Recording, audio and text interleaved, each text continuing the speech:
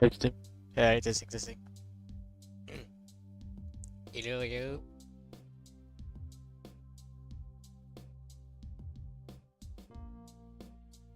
I should really schedule it out. It's just like so inconsistent with the whole time schedule.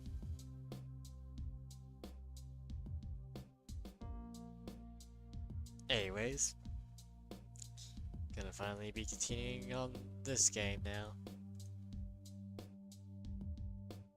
Has been how long has it been since I've played this one? Oh great. Stream though. Okay.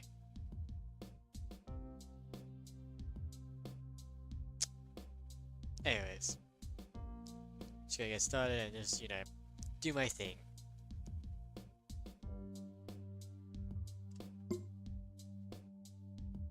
Oh wait.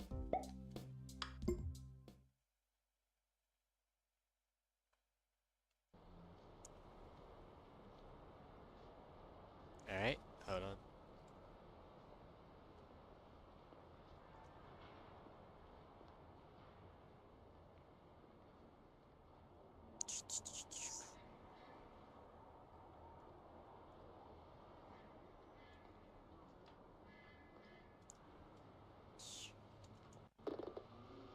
Legal stage.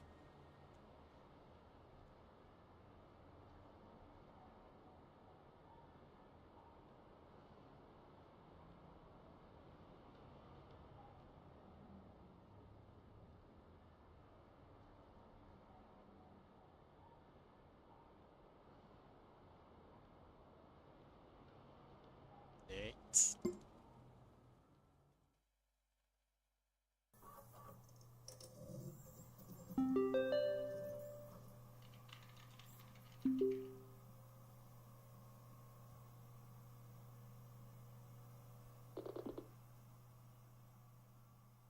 What are you watching?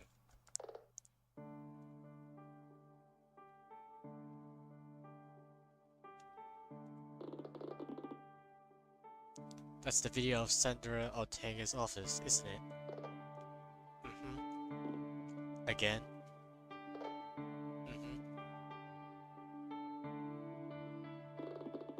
You must have watched this 1,000 times by now.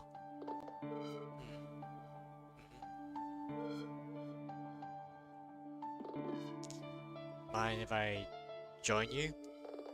Be my guest, though it isn't exactly riveting. So,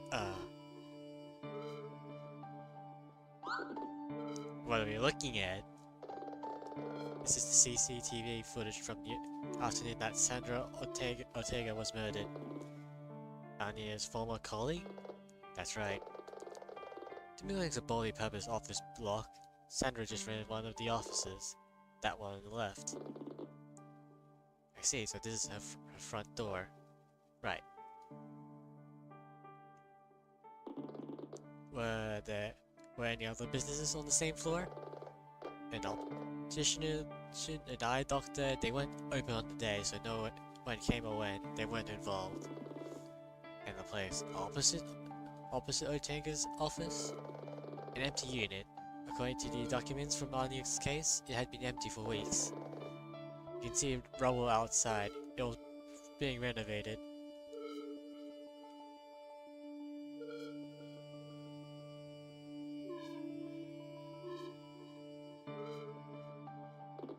Who's that? The janitor. He passed by a bunch of times over the afternoon.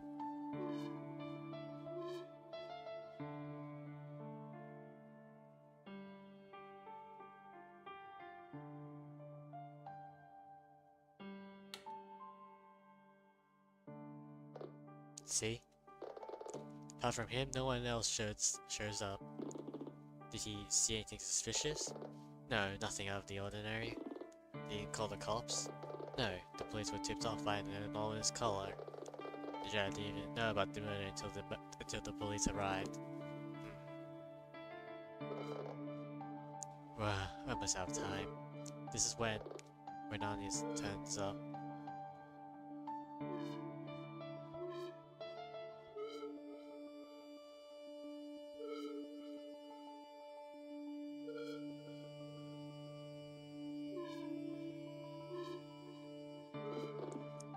And while she's in there, Sandra Ortega was murdered. She was shot twice.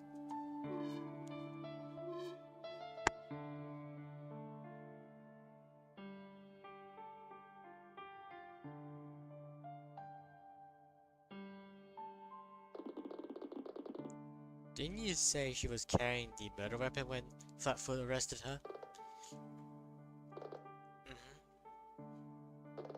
A revolver with a 6-round cylinder, still loaded with 4 rounds. I mean, sorry to say this, but you can see why she was found guilty. Dion's right. Looking at it with fresh eyes, the implication is as plain as day. What am I missing? If Annie were here, I bet she would spot it right away. Something here can't be right. What really happened in that room? You know, it's 8 o'clock. No, I can just... We promised. You promised. Fine, you win. We did promise.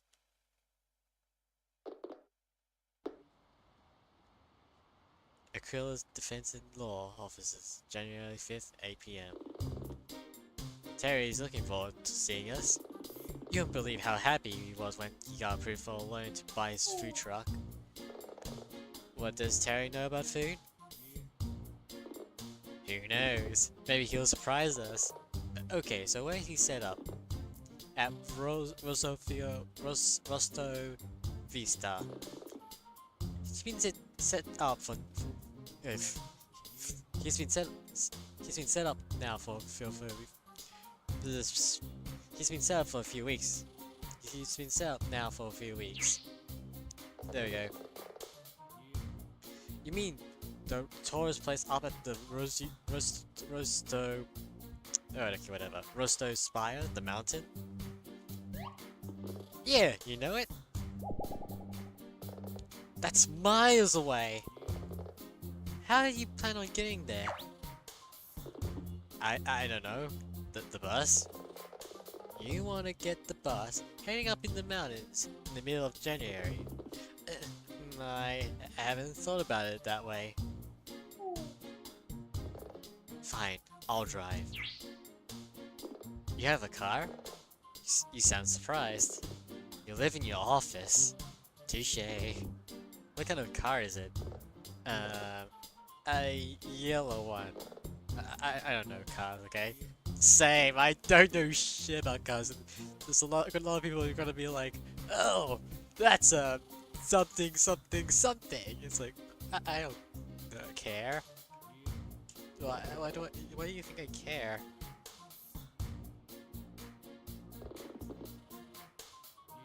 I didn't even know you could drive. Why would you think I can't? Well... Okay, with the eye. Monocle people can drive. I have some custom mirrors to help, that's all. Sorry. It's okay, Don. A lot of people think that. Now, I just need to find my keys. Great, I'll grab my friend and meet you by the door. Come see me when you're ready to head out. I wonder where the keys are. That's gonna be such a challenge to find it. I see a phone. I guess the network must have finally disconnected Anya's phone. My DFA card said, I got this while we were investigating the murder of Joe Da Silva. Okay, yeah, no. Sorry, we're not gonna play games. I only use it as an alarm clock.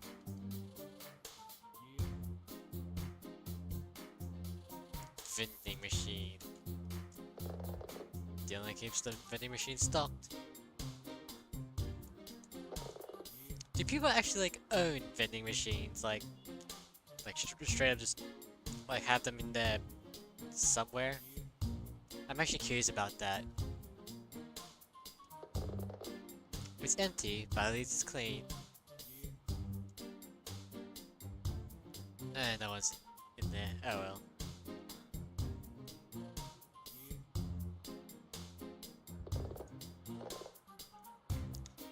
I still don't snap out. Like, why is there a men's bathroom in the? Whoa! I got cookies. Whoa! I am amazing.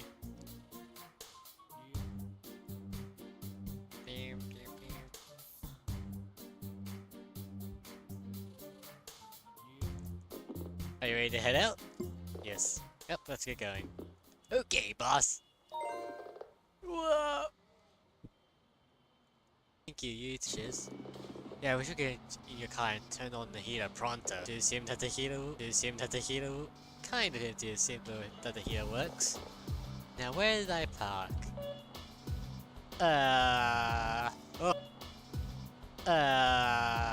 Oh, it's so cold. Where did I park it? I forgot. Something tells me I should stay away from the casino for now. From now on. Now we're gonna go to the casino. Yeah. Anyways, car. Here we are. What's lit? Either way, it's here now. Where's your car? Right here. Behind the abandoned roadside jalopy. Youch. Did Anya leave this too? You're kidding, right? Anya wouldn't be seen dead in something so beat up. Well, beggar, chooses, and all the rest of it. Are we gonna head up to the Rosto Spire?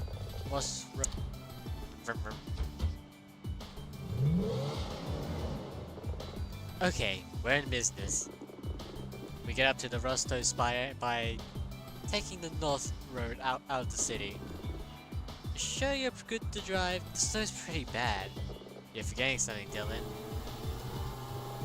I'm Canadian! Hell yeah! Canadian mode activate!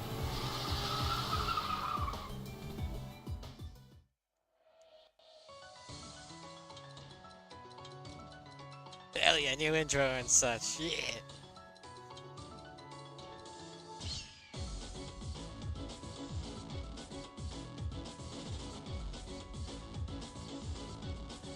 Legal stage! All new characters coming up.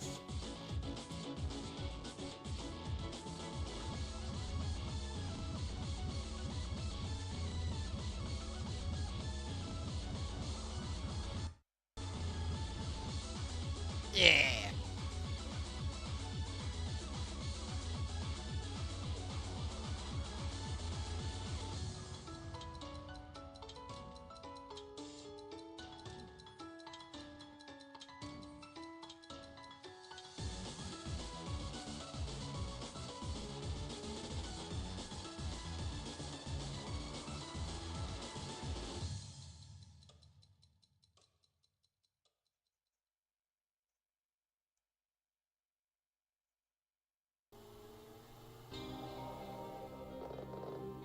No, I can see that the intro looks bad.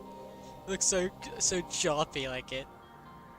Anyways, well, there it is. The Rosto Spire.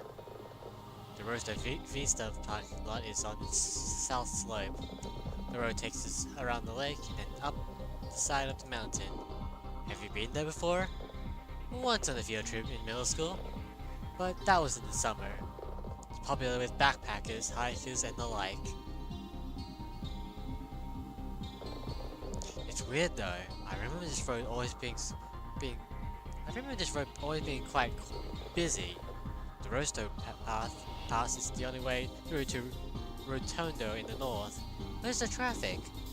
Oh, you don't know? They built a new Bay Pass road about 10 years ago, so people wouldn't always have to drive through the mountains. These days, the Rosto Pass is kinda disused. No one drives it anymore, except for tourists. Alright. Evidence already. Well, we're late. What time did Terry say to try and arrive? It's only just after 9 and we're almost there. Why has he set up a food truck so far away from the city and so late at night? Depot's got plenty of customers, don't you worry about that.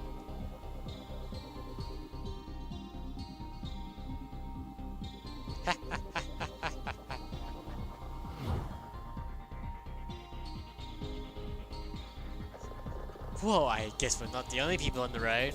Did you see how fast he was going?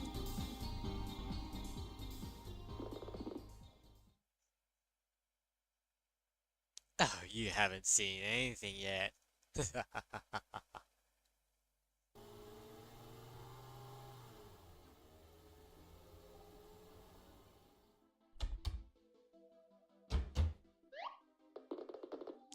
And here we are in the parking lot. Whoa! What the?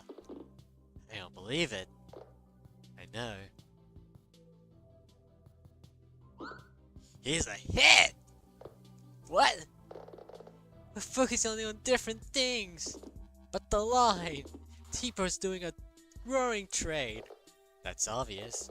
Why are there so many people on the mountain in the middle of the night?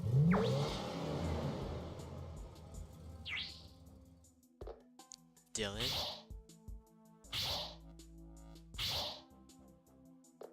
Don't tell me. Surprise? This is an illegal street racing meet. So in my defense, I didn't think you'd realize. What? Did you think I'd never seen a movie or something? I might not move in these circles day to day, but I have eyes. One eye. It's an expression! Did you know about this? Kinda? Look, the plan was just to see Terry and head back home. I didn't think we'll be here long enough for all of this. Still, looks like T-Bro's too busy to speak to us. Are you, uncomfortable? We could head back. I heard that there were groups performing illegal street races up in the mountains, though I never thought I would actually see them do it. How does Dylan know about stuff like this? We came all this way. It will be a shame just to head straight back. Great! I'd love to speak to some of the racers, and maybe check out some of their cars. He seems genuinely excited, and I guess there's no harm in talking to people and checking out the cars. Alright, I guess we're talking to people. Hey, I was wondering. Go bake someone else, we're busy. Excuse me? How rude. Hey, I was wondering. Yeah, no. Excuse me? How rude. Then turn on the clutch and flick the wheel to the... It looks to be in deep concentration about something. This team must drive these bright red cars. They look kinda cool. I love the color of your cars. Sebastio, do you... Yeah, I have things to do. How rude. I love the guys who can't see you. Look, we're kinda busy right now. Maybe come back when you got some face. How rude. Is everyone just gonna be rude here? Oh, yeah, I didn't read that. These cars are pink-tastic. They kind of have a 1980s vibe. What's under the sheet? Okay, going to back away slowly now. What's under the sheet? Whoa, a pirate? Pirates are totally metal. Actually, I'm a defense Tony. Maybe I spoke too soon. These cars looks kinda sensible? I'd be expecting a street racer's car to look more flashy. What's under the sheet? Whoa, a pirate? This is the same dialogue. There he is. What's under the sheet? It looks like a blank tank. What is this thing? It's a tank. It's gonna blow everything away. Your new face. Can't believe the Rosto Vista parking lot in the huge man is the same as the rest of them? What? You must work for the county. Hey, I might be old, but I'm not deaf. Not yet, anyway. I'm just here to see a friend. Well, yeah, well, you and your friend make sure you pick up your litter. Yeah, fair enough, fair enough. The Ace race is at 10, so not for a little while. Best not to walk around on the road until we close it. So, how do you know these people? They seem kinda rude. It's race night. They personally just wired, so don't take it personally. I don't know. I don't know them really. Tibro, myself, and I guess you could say some other guys that we knew. From your orphanage? Yeah, let's go with that. We used to come and watch, but we were never really part of the scene. It's really been going on up here for years. They call it Toe Jakin Racing. Jakin? You mean like rock, paper, scissors? Yep. Deebros knew at one time that there was nowhere to buy food up here. And that's why he bought the food truck? That's actually astute of him. Still, it's odd. What is? Back then, there were always 4 racing teams up here, but I only count 3. Yo, everyone, listen up! It's time to gather for tonight's race. Looks like they're starting. Let's get clear. Clear of what? Whoa! Whoa, that was fast. Let's make our way over to the start line. Oh, we'll miss the race. Whoa! Let's go, let's go, let's go! I'm just walking slowly. Hearts for the win! As if no one could beat clubs. Any idea what's going on? You don't know? Well, we're near here. The 4 aces have gathered to race for the close of the season. The 4 aces? Ah, looks like the 4th team did turn up. Whoa! It's white!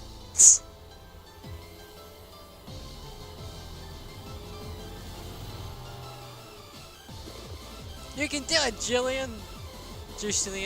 Be safe, people! And he's gonna wipe the floor with you guys! Joker, Joker, Joker, Joker, Joker, Joker, Joker, Joker!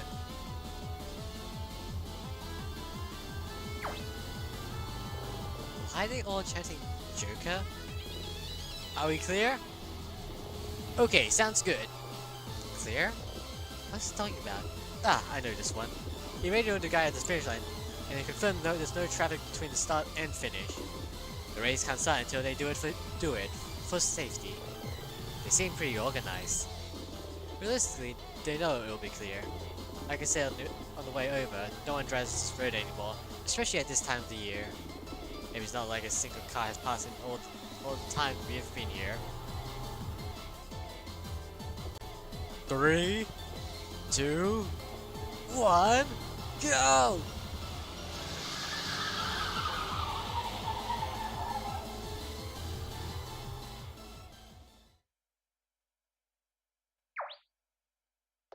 Is that it? Is that it? You didn't find it exhilarating? The power of the engine and the thrill of the anticipation? Yeah, I mean, I think so, but now we just wait here? I guess it's a bit like stock car racing. When you watch it on TV, you see the whole track, but if you actually go, you just watch the car pass you every lap.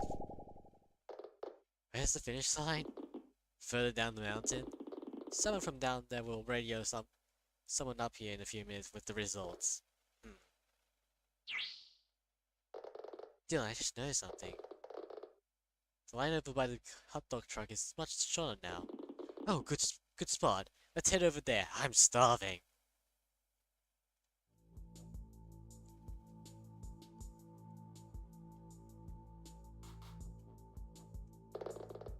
Might be shorter, but there's still a line. Now it feels like we've been here for an age. Wait, what? Did I read that right? Oh no, it's a spelling error! There's a spelling error, grammar error. There's a grandma! It's only been around 15 minutes. Can you see why the line isn't moving? Nope.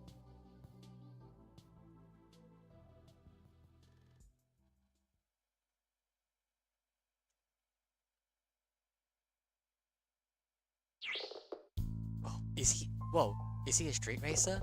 He was good looking enough to pass for a model. Hey yourself.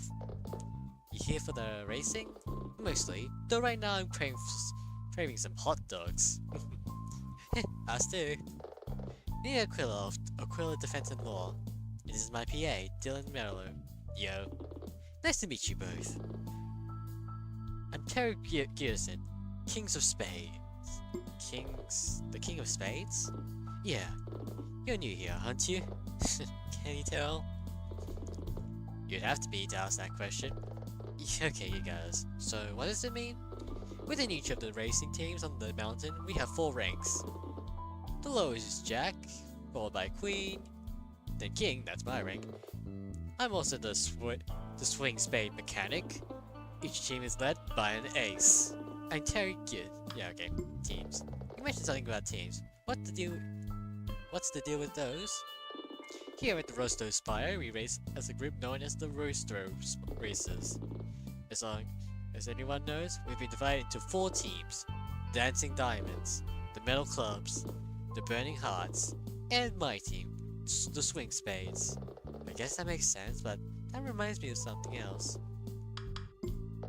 Everyone at the start line was yelling, Joker, Joker, what was that about? Oh, well, that's because tonight's race was something very special. You see, hang on, what she's doing. Who? Wait, isn't that... Hey, where are you going? Nothing gets past you, Tree. I was worried that the race had been going on for a while, and it's been a long time. Maybe she... Wait.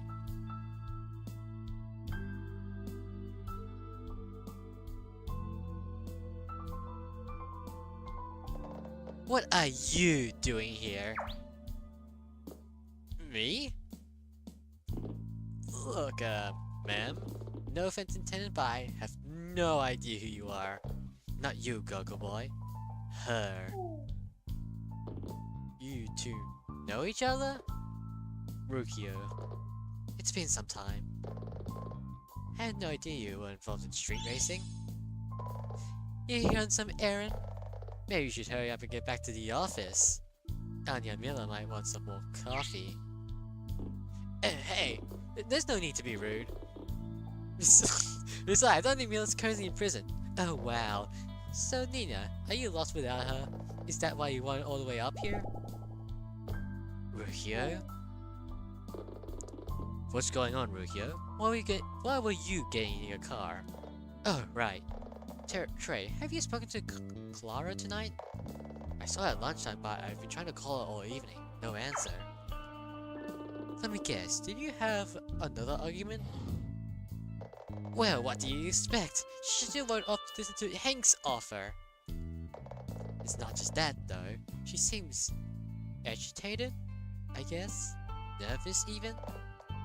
It was like she was in a rush, then she had to be somewhere, but she wouldn't say why. Well, she was defending her title of Joker tonight. That'll make anyone nervous. Not Clara. Not usually.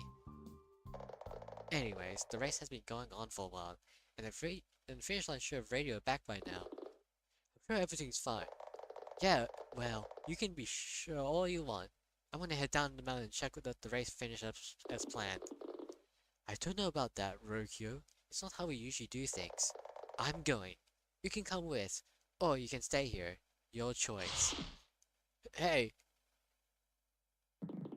Great, you're both here. What is it, Ren? We just got something through over the radio. Marco has called an ambulance and the police. Marco, that damn meddler. What does this have to do with him? That's it, I'm going. You staying up here? Under the circumstances, perhaps I should come with you. Should I come too? My two-sister only has 2 seats, Ren. Plus, if the police are on the way... Ren, you should tell everyone to stay put. No need to send us all down the mountain. No problem.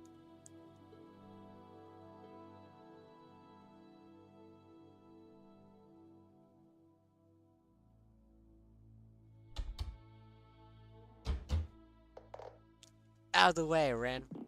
Sure thing.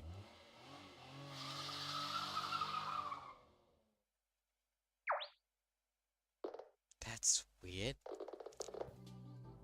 Didn't Rokyo get into the wrong side of her car? The wrong side.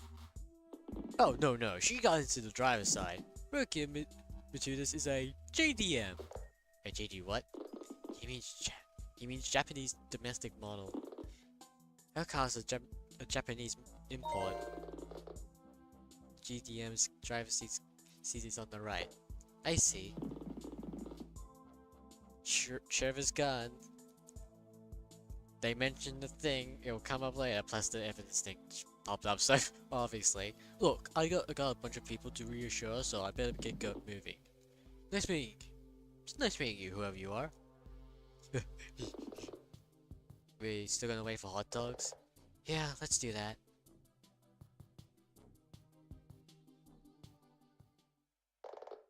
Dylan, Nilna, you came! Wouldn't miss it, T-bro. We've been here some time, but you were so busy. I know, right? In fact, I got so busy that I totally sold out of hot dogs. Good one, Terry. I'm not joking. Seriously, don't have any more? Sorry, guys.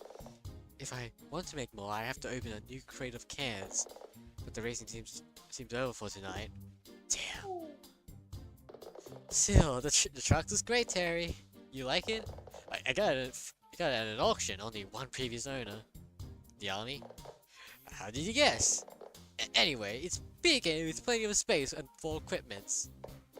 I really appreciate you coming out to see. I really appreciate you coming out to see it, guys. Looks like Scrubstock is off to a flying start. I'm just gonna close up. So what now? I guess we'll head back to Fledge City. I just hope that here in the office hasn't seized up again. Let's get back in the car.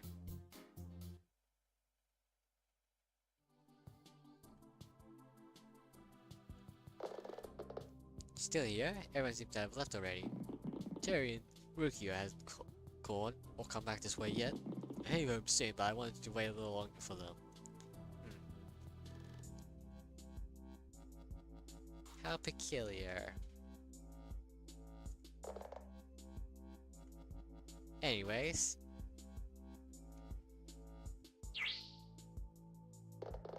My stepmom always tells me to never play in the rope. La la la, la la la, I am not very mature, am I? Anyways, let's go back. Yeah, you hear that? Huh? Well, there's the ambulance and the police. I guess it's nothing to do with us. Let's get going.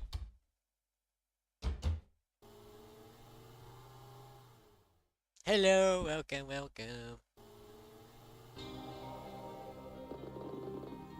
Anyway, if you haven't guessed what this episode's about, I mean, just take a look. Basically, we also seem to have met someone that Nina knows for a while. I mean, I already know about her, but you know, it's good to have a good recap, you know. We came all that way and didn't even get a hot dog. You got anything to eat? I got some Chinese takeout back in the fridge at the office. Oh yeah? Wait, where is that from? Was it? Look, if you gotta think about it, then it's too long. You wanna split it?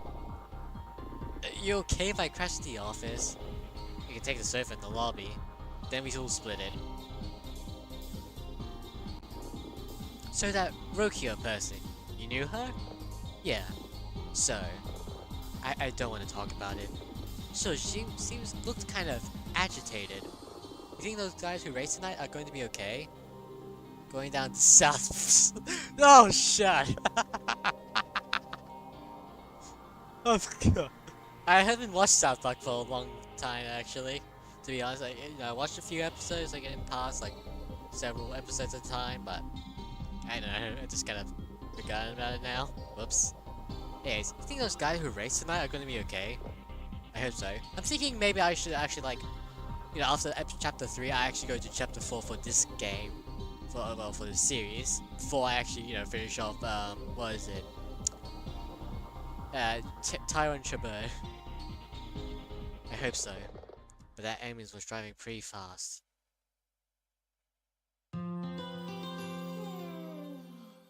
I was thinking about doing the this is Growtober thing, but yeah.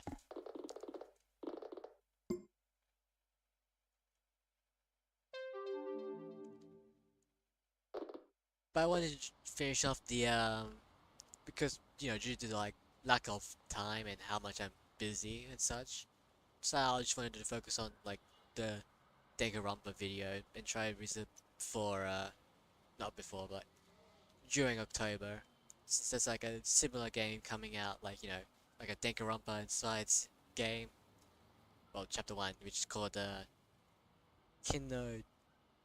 How do I don't know how to pronounce it, but give me a second.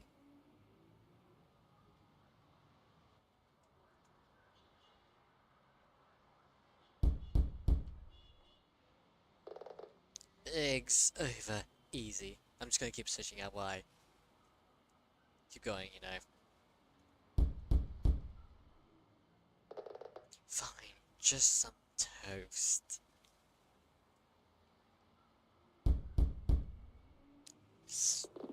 I think someone's at the door. Dylan, why are you? I crashed on the couch last night, remember? Want me to take care of it? Tell them to come back at 9. Well, if it's something urgent, then at 9 it'll be even more urgent. I'll go see what they want. Hi, sorry, but we normally open at... You're the people who were up at Spire last night, right? You defended the hot dog guy? You mean Terry? Terry Scrub? Yeah, we represent him in court. What kind of lawyer dresses like a northern biker? No, I'm a PA. The attorney here is Nina Aquila. This is Aquila Defense in Law. And we open at 9! Maybe just tell me why you're here? Anyway, yeah, it's called Kumi Tani Old School Slaughter. And the episode 1 will be, like chapter 1 will be releasing like this October 20th. And then, I'm typing I release the Danganronpa video. It's gonna be, it was originally gonna be like pretty long, but I kind of love it because like a lot of them are just repeating mean-spirited jokes. Like I don't think it's necessarily bad. It's just like too much of it, you know. So I just kind of the ones that weren't the funniest, just the one that actually that I thought were worth keeping at least. Anyways, Nina, Nina. Hey, Nina. What? I'll take care of our guests while you get up. You're gonna want to hear this.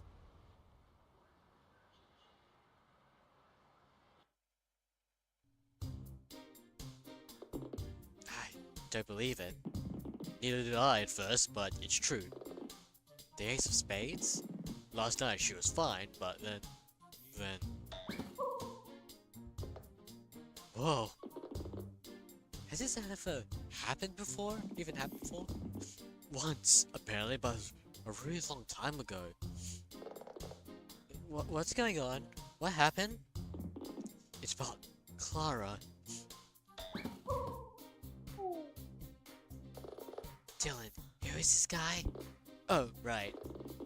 Ren. This is Aquila. She's an attorney and the property... I don't know, proprietor of Nina of Aquila Defense and Law. This is Stan Brinson, or Gwen to his friends, and he's a roadster racer, right? We saw him at the parking lot last night. Yep. In fact, Ren is the Jack of Diamonds. We're the youngest team on the mountain. At least we have the newest members. In that case, it's clear you're very upset, but you haven't actually explained why you're here. It's because... Nina, Clara Mess died last night. Let me guess, during the race? The one for which we were at the start line? That's right, the ace race. From what you said while I was walking, I'm guessing this Clara person was the one of the aces? The ace of spades. Not just that. She went to last night's race to defend her title of Joker. She was a leader. More than that, she was like the soul of our whole group. How, how, how did it happen? That's just it. No one seems to know. All I want is to go and find out about Kisk's wing app. Wing app? What's that referencing? Is it WhatsApp probably? Wing app message was very clear. Kisk Akai. If close enough. Ace of diamonds. He said I should only turn up at the police detention center with that lawyer who defended the hot dog guy. That's you, right? It is, but you said this Kisk is at the police detention center? So he's looking for representation? Well, he wants to see you. I have to assume that's the reason why. Then that's gonna be a problem. What means is that we need to have a little conference attending to PA. In the kitchen? Jill and I, now.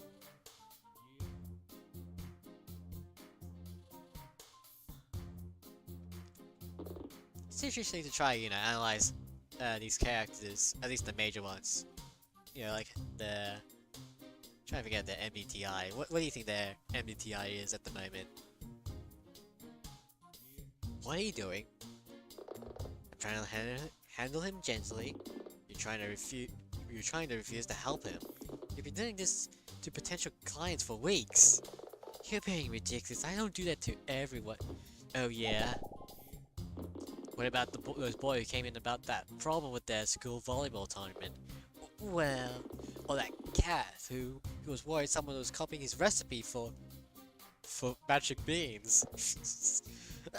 I mean, or that blonde brunette who owned the gun shop after someone pranked the muscle car.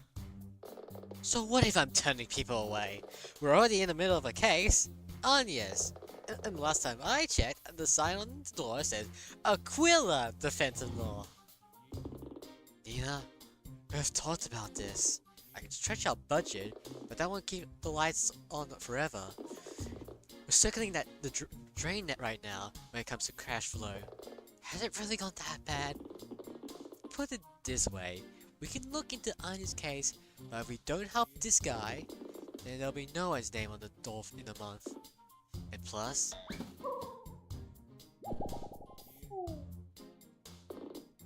he really needs our help. Yeah, he does seem particularly upset. Was he good friends with this Clara person? From what I understand, he barely even spoken to her. I guess he's just a sensitive soul. I'll say. That's funny. Mr. Renson? Yes? We're prepared to go meet with Keskik if you could introduce us. You mean you would represent him? What was that? Sorry, slip of the tongue. It's been a rough night.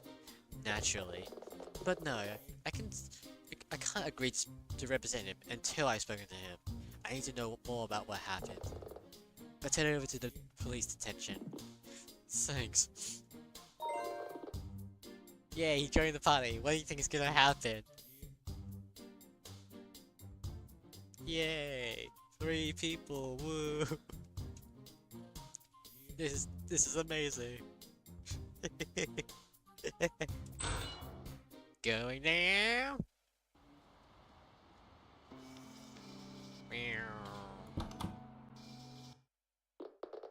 And here we are. Oh, only 5 minutes has passed. Okay, time to meet this Kiske person. Yeah. About that. What? I assume you're Kiske guy? Huh?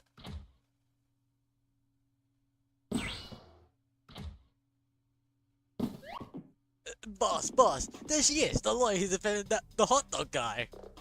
I'm Nina Aquila, defense attorney, and this is my PA, Dylan Mello. Hi. Looks like rent came through. That remains to be seen. These are the people who pulled Terry Scrub out from a high-profile murder case? A pirate cosplayer and a northern biker? Hey! Don't rise to it, Dylan. I expected better. He's just joking you, right, boss? Okay, Kisuke, is it? Kisuke Okai, the Ace of Diamonds. Great. This high and mighty bit you're doing. If you want my services...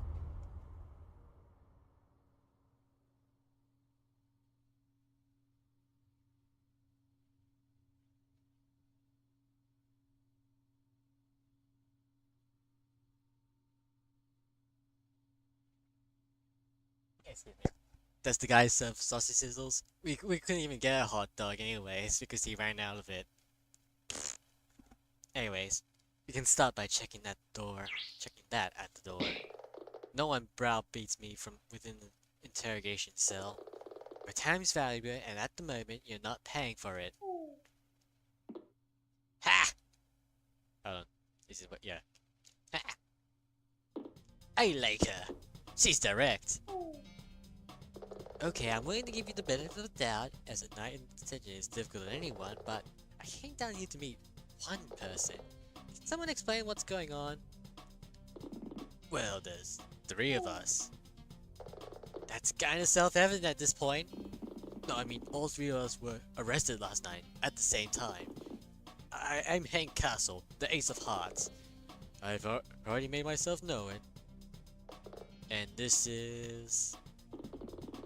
cut us some slack. We've all been shaken up. She's jealous of the Ace of Spades! Of Clubs. Fuck. I can read. At least that's the introduction out of the way. Next is the difficult question. We didn't kill Clara Mass, if that's what you're about to ask. To be frank, I still resent the fact that we were arrested. Jocelyn seems quiet. Let's just make a mental note of that. Okay, well, before we do anything else, I need to fill in the blanks. My sister and I were up at the Spire last night to support Terry's new hot dog business. While we were there, we saw the Stavio race, and then we were leaving with the mountain. And later, as we were leaving the mountain, we saw a squad car and an ambulance. The next thing we know, Ren here. That's me! The next thing we knew, Ren was being down the door of our office. You want to know what happened in between, I presume. That's right. The best way to do that is for me to speak to each of you. Dylan, Ren, I gonna need some room.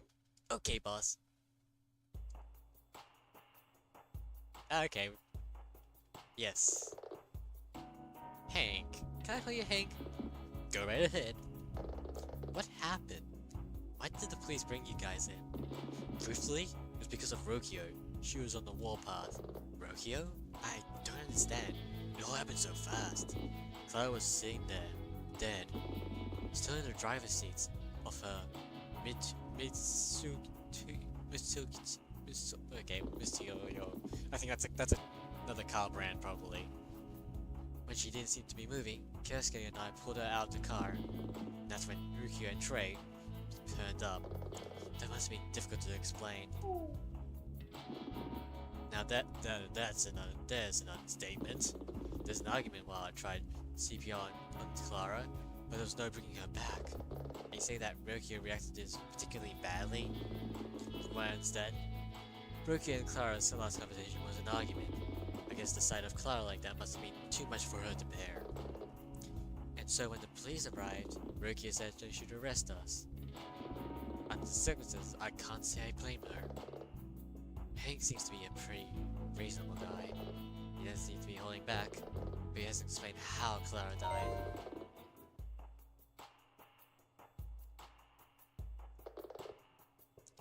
Jocelyn, can I call you Joe? Joe, I know it might be difficult, but I need to know more about what happened. Jocelyn, we need to talk to her. Jocelyn! Hey, are you blind? She's clearly in shock. I just can't believe it. Clara. It's okay, Joe. Try to relax. Dylan's right. Jocelyn Joceline's practically in shock. Seems very genuine. Kioske. Can I call you Kioske? You can. So look backwards. Why were you arrested? Because we were standing over Clara's body when Trey and Rokio arrived. Yeah, that'll do. We were all the only one nearby. Normally the onlookers along the track, but it was so cold last night. It was deserted. Obviously, they wanted to know what was going on, but when we didn't have an immediate explanation, both Trey and Rokio were furious.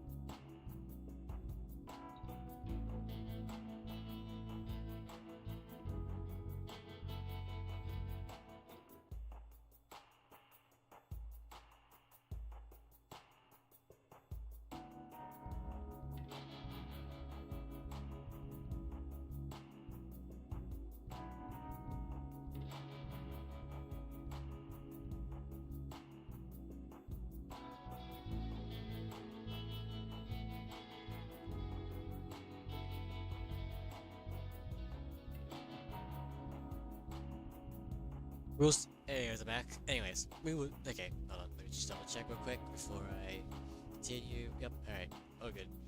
We were still arguing when the police and the ambulance turned up. Roger was distraught, and she insisted that we three were arrested. And that makes sense too. Trey and Rokia drove off, then we saw those ambulance vehicles drive by a little while after. That still leaves off how Clara died. So, how did Clara die? I should say, or should I say I don't know? Once we were arrested, we were separated. This is the first chance we had to confer about what happened. I want to hear Frank's Joceline's take on it, but my own memories are lacking. So now I have a better understanding of how you got here. This is the difficult part.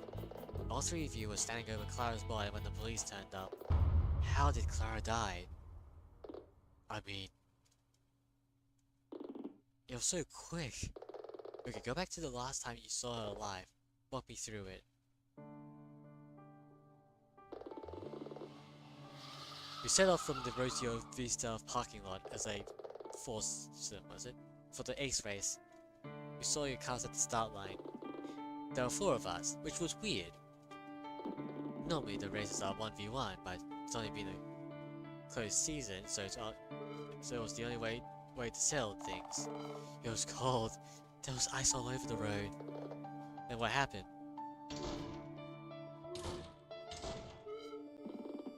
There was some rubbing. Rubbing? Light impact between our cars. Actually, wasn't it Clara doing most of that? You're right. Strange. Isn't that unusual? For us? No. For Clara? Clara had a very clean way of racing, clean style of racing. It's not like her to be in the middle of a pack train paint. Then didn't she fall behind? We're coming up to the second hairpin, then I lost sight of her car. You didn't lose sight of anything. Clara turned off her headlights. I figured it was some kind of strategy. With the lights off on the dark part of the road, it'd be hard to block an overtake. But I was in second place, going into the corner, so I didn't have time to concentrate on that. What happened next? I heard something. Heard what? The sound of an impact. And that's when it happened. Clara passed us. How?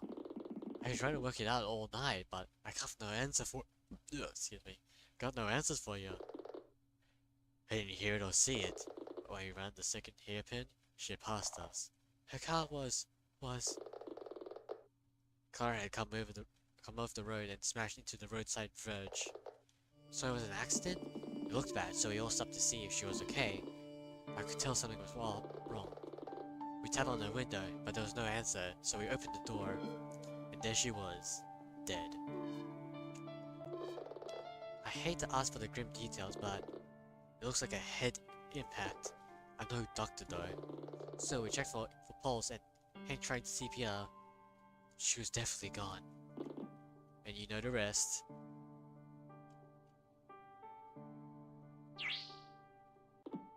Wow, this is terrible. I thought you might be bad, but... Show some decorum, Ren. Everything's gonna work out. Actually, Kiesuke, your associate is wise to be concerned. We didn't kill Clara! You were all taking part in the illegal, unsanctioned street race. I hate to hit you with a reality bat here, but the court takes a dim view on that kind of thing.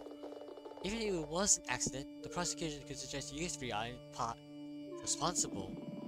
But you can fix this, right, Miss Aquila? It's gonna be difficult.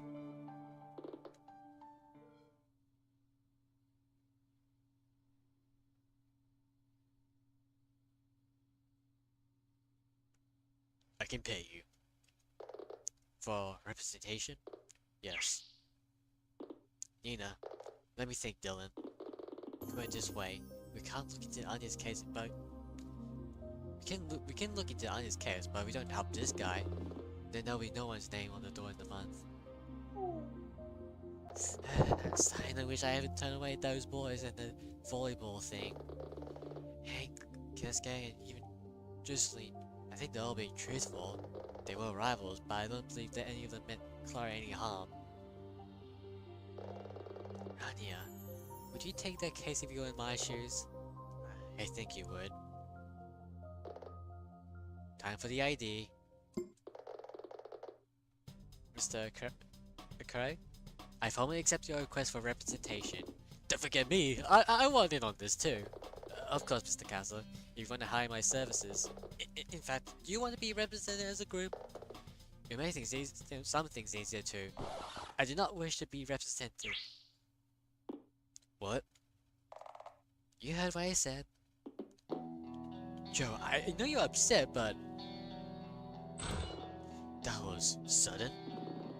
That's what you're worried about? We need to represent a united front or it might make us look guilty. Yeah, is there anything you can do? Sorry guys, but no. As much as I share your concern, I can't compel her to accept legal counsel. If she refuses, that's her choice to make. Maybe I could talk to her later. She might change her mind once things have sunk in a bit more.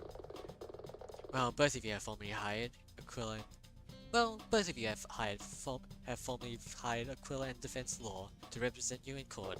That means we need to get moving while you guys sit tight. We gotta try and build you a case before the trial tomorrow. It's a long drive back up to the Spire. Wait! Oh? When we were arrested, the police took our cars. They'll be at the police impound. Where's that? Oh, I know. It's to the south across the river by the airport. Great, let's get going. Oh, he's still with us, yay! Well, time to go to the impound, whatever.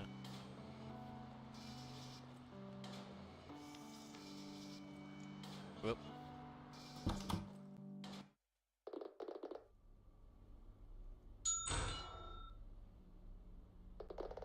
sure this is the place? Yep, airport's parking lot, basement level. This is the police impound. How did you know about this? I had to collect something a few years back. Right. Let's just sidestep that. Let's see if we can check out the Ace's cars. Hey! Can't you read? All visitors must report to the desk. Whoops. I'm here to see some cars. There's no entry to the impound without authorization. Do you have anything that grants you permission to be here? Here. I'm a defense attorney, so my client's cars are here. Another lawyer. Another lawyer? Hey, don't I know you? You're at the casino. Just hold on while I check you in. So how come the impound is at the airport? I thought it had something to do with covering up some suspicious construction. Another conspiracy theory? It's not like I actually believe it. It's not like that. This is the basement of the huge airport parking lot. The cops just brought out the whole floor. It's probably easier than building a facility from scratch. I guess that makes sense. Excuse me, miss? You could come and go. Just be aware that you can't remove anything from the impound without police paperwork. Are photographs okay? Notes? Those are fine. Have a good day. Aquila. Where? Chad Holt? Are you prosecuting for the DA's office? Well, I'm certainly not here for the aesthetics appeal. I just came over to have a look with my own eye, as it were. I assume you're representing the Aces. Actually, yes, I am. Maybe a bit more economical rent. What's he smiling about? You really do pick them. I really... You're teasing me. I would never. A sense of humor? That's a surprise. Besides, my clients pick me, Chad. Then you have my sympathy. Look, we could exchange verbal babble across this basement parking lot all day, but I suspect neither of us have the time. Quite right. Yeah. Nerd. Oh, and no hard feelings over the scrub case. Not at all, Chad. We won. I'll see you in court. So, Chad. Who was dead? Prosecutor Hawk. He works for the DA. He and Nina don't see eye to eye. It's a professional dispute. The last time we talked about... We got work to do. Do you guys know much about cars? Not really. More than you? But... I'm no expert. I could just assemble and tune them up with only a rag and spool. Wow. Wow, really? What can I say? I'm the Diamond's team mechanic! Okay, then let's have a look at each of them, and you can tell me what we need to know. Up there's the 4 cars. Like these ones, I saw them up at Spire. They're small and sporty. These are an import, right? That's right. These are the chosen cars of the Burning Hearts. From what I understand, Pink has always preferred the 80s style of bodywork. This is Metusa XR8, a Japanese domestic model. So the driver's side is on the right. That's correct. Japanese drive on the left side of the road because their highway system is very similar to Britain's. Interesting. But not so important for purposes. Ren, do you see anything unusual about this car? Not the first time that's brought up in a Ace Attorney like game. Oh well, I mean, like of course, like where did it originate? Give me a couple minutes. No, it seems pretty good order. The tires are worn, and a few bumps and scrapes, but those are superficials, and they're consistent with what the Ace has told us. Okay. These ones these one looks a bit ordinary for a street racing car. I mean, whoa, is that a real life Jill 80? You have a good eye. Watch out, Jill 80. These are the shirts of the dancing diamonds, and their plain appearance is just a disguise. You know, these cars are hybrid. You can't buy them like this. You have to build them. Each of them started life as an impressive 180 GX, which is heavily modified with parts from an impressive Julian. It removes some of the visual flair, but those parts are cheaper and surprisingly performant. I assembled all of them by hand. This car is a JDM2, right? So the driver's on the right side? Yep. Ren, do you see anything unusual about this particular car? Let me have a closer look. It's in pretty good condition, just few scratches here and there. Nothing I can't buff out. Great, we'll make notes of that. And this one. This one looks very different. This is one domestic? Well spotted. This one's as American as you or I. Technically, maybe let's just focus on the cars. Fine. These are the treasure cars of the metal clubs. Though not everyone on their team uses one, but that's a story for another day. These are highly tuned Satan with parts from that manufacturer's muscle car model. Ren, do you see anything unusual about this particular car? Let me have a closer look. What the? What's wrong? Nina. This car sustained significant damage to the passenger side front wing. How significant? Must have collided with something. Another car? Could have been. Not good. This is bad, right? Jocelyn's car has signs of collision damage. We don't know that it was a collision with another car. You can bet that Chad Hogg is gonna push that angle though.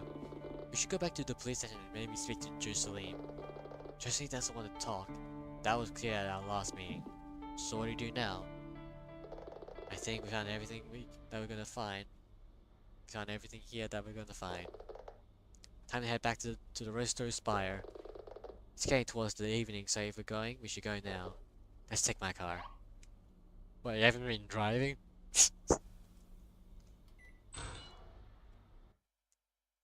Also, yeah, it should be obvious by now that, you know, it's all about street racing. You know, like, you know, how all these episodes so far have been about, like, anime tropes. You know, like, episode 1, it's like, it's just mostly about cosplay stuff, I guess. Episode 2 is like, well, chapter 2, really. Should be calling them chapters, I guess. Chapter 2 is about, like, you know, like card games, you know, like Yu-Gi-Oh! And Magic the Gatherings. I think it's mostly like a Yu-Gi-Oh! Reference, I think. Say, Nina. And, you know, episode 3. You think Rokio's gonna be up at the Spire? Who knows? Maybe, maybe not. Episode 3 is about the, you know, those, street racing animes. You okay? And I know what chapter 4 is gonna be. They'll probably tease something at chapter 5 for what's gonna happen in chapter 5, but I won't find out until, like, after I'm done with the whole, like... Oh, I think I kinda know, but... I don't remember. I'm bad at remembering stuff. You know Rokio? Can we not talk about this? Sue yourself. Forget I asked.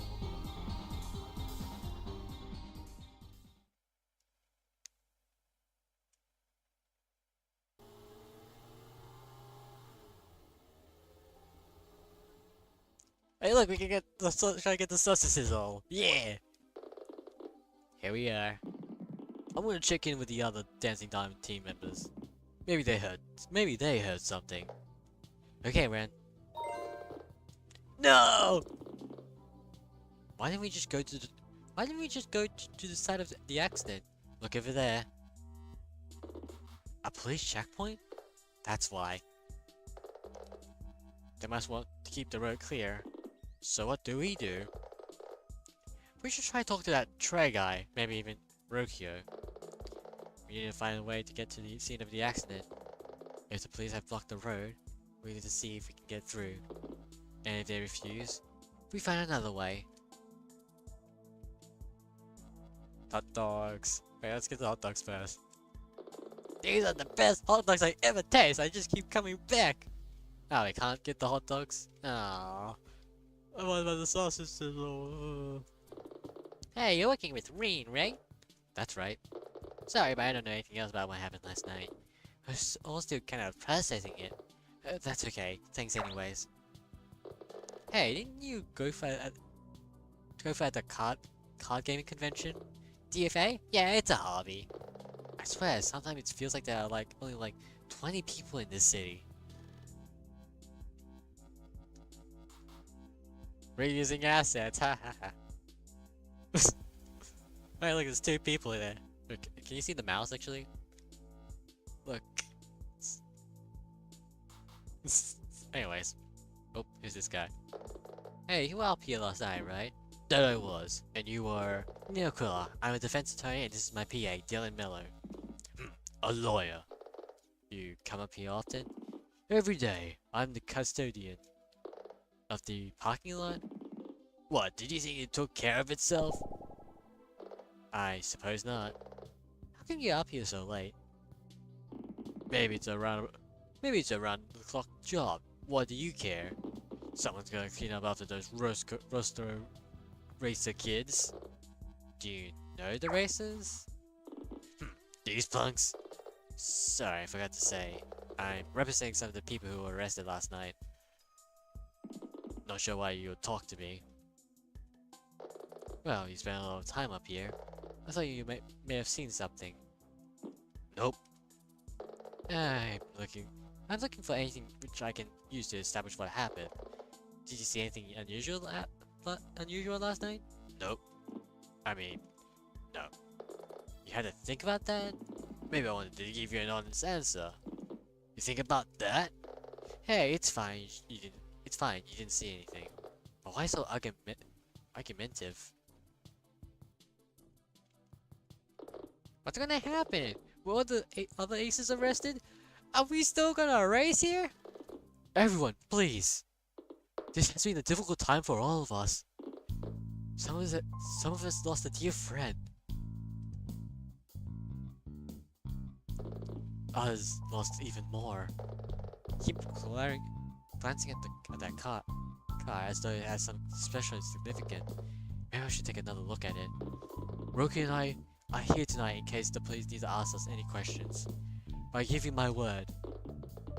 Toad Janko racing on the road to Spy will continue. It will not rest until those who did this are brought to justice. Woohoo! We love you, Dre! He's so dreamy! He is dreamy. You think so?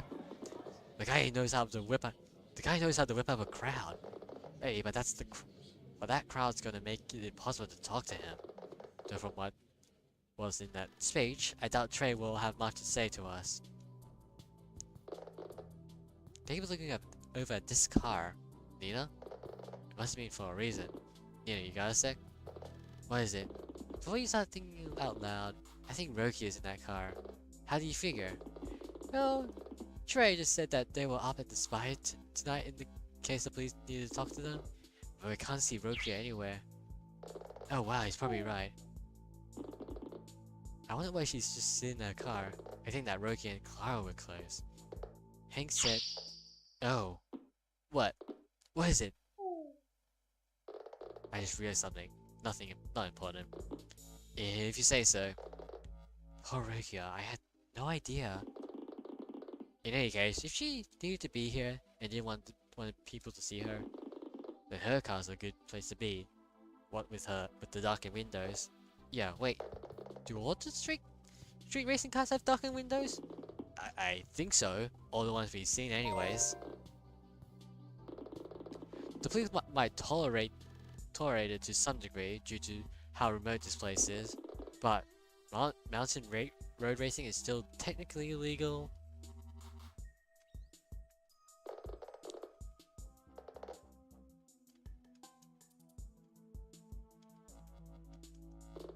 Hey, you're working with Ren, right? That's right. Yeah. Looks like we have no choice but to open this guy.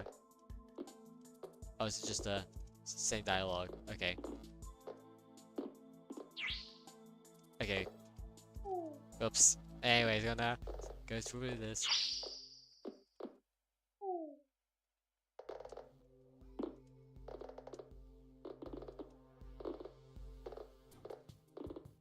Okay, what anymore? Okay, there we go. Alright. Now, what's next? Is it this thing? There seems to be a map of the area around the Rosto Spire. That's where we are, at the top. The Rosto is the parking lot. Think this might be useful? You're right, let me take a picture with my phone. Yay! Actually, I want to see if we can actually look at it. Oops.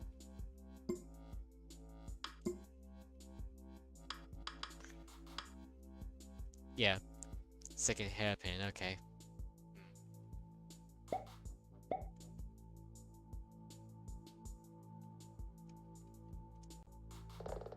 Reach remain within the parking lot. This road is closed for the time being. Time to switch on that magnetic personality.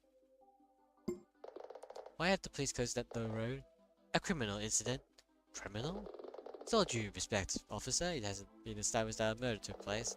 Who said anything about murder? I'm talking about speeding! What? I hardly think that the speeding is the thing to focus on here. These street raiders think that the law unto themselves.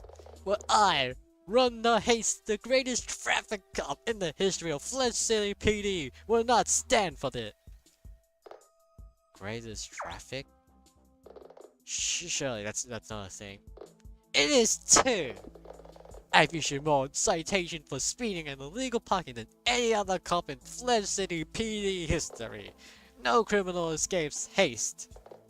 Especially now. Now? What do you mean now? What's so important about right now? I've been reporting these street racers types for years, but my superiors never took me seriously. Too remote, they said. I had understood that the racer's safety record has been pretty good so far. That doesn't make their activities legal. The one positive to come out of this tragedy is that finally, the ringleaders will be safely behind bars, where they belong. Now, if you excuse me, I'm under order to refuse access to anyone but police. Oh yeah? What's this? I'm a defense attorney and representing... I'm under orders to only allow police through coronation as is my colleague at the bottom of the mountain. And you're not police. Did she actually refuse to allow us to access the site? Now look, I have my orders and I intend to follow them. If you disagree, you can raise your objection with my superior. Okay, where's your superior? At the crash site. Can she really do that? It's called malicious compliance. She can refuse temporary, but on the understanding she facilitates our access. Telling us to talk to her superiors is her facilitating for us. It's not against the rule per se, but it violates the spirit in which they were written. Either way, we'll have to find another way to decide. Ren, did you find out anything useful? Sorry, no. Everyone was here for the start of the race apart from a couple of guys, but they were at the finish line. It was so cold last night that no one wanted down to watch mid-course. It was snowing after all. I guess. Ren, we need to get to the crash site, but the police at the barricade won't let us through. You wanna ram it? I could probably rig up some ram bars to you car. No, I'm a defense attorney, not an action hero. It would work. Not the point. I was gonna ask, is there any other way to get onto the course? Maybe going around the barricade? Actually, yes, there is. You got a map? Yeah, I took a picture of the tourist map. Okay, give me your phone. I need to doodle some extra info. Whoa! There we go. And this line you've drawn. It's a dirt road. It'll take you around the parking lot as far as the 17th straight. When you hit the end of the dirt road, just keep going and you'll come out onto the downhill course. I've also put a mark for where the crash site ought to be, if it's where the aces told us. Okay, Ren. Dan and I will make our way there. We might finish pretty late. Can you make your own way home? I'll catch a ride. Don't worry about me. See you at the courtroom tomorrow.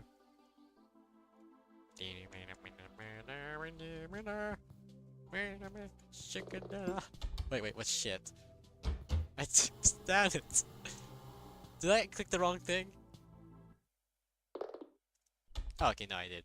Rosto, downhill. Now there's a familiar face. You know Aquila, as I live and breathe, evening Detective Flatfoot. And am I to assume by your presence? Aquila Defense and Law is acting as representation, yes. Though I only just got here, no thanks to one of your traffic cops. Rhonda. Yep, she could do with a stern reminder about a few things. Sorry, this is some kind of personal vendetta to her. It's her big chance to nail the aces to the wall. Yeah, she gave me the whole spile. Well, you're here now. If you're defending, then as usual, you have full access to the scene. We've been here a few hours already, so feel free to toss us anything. Thanks, Detective. Okay, let's get started. What are we looking for? Honestly? Anything?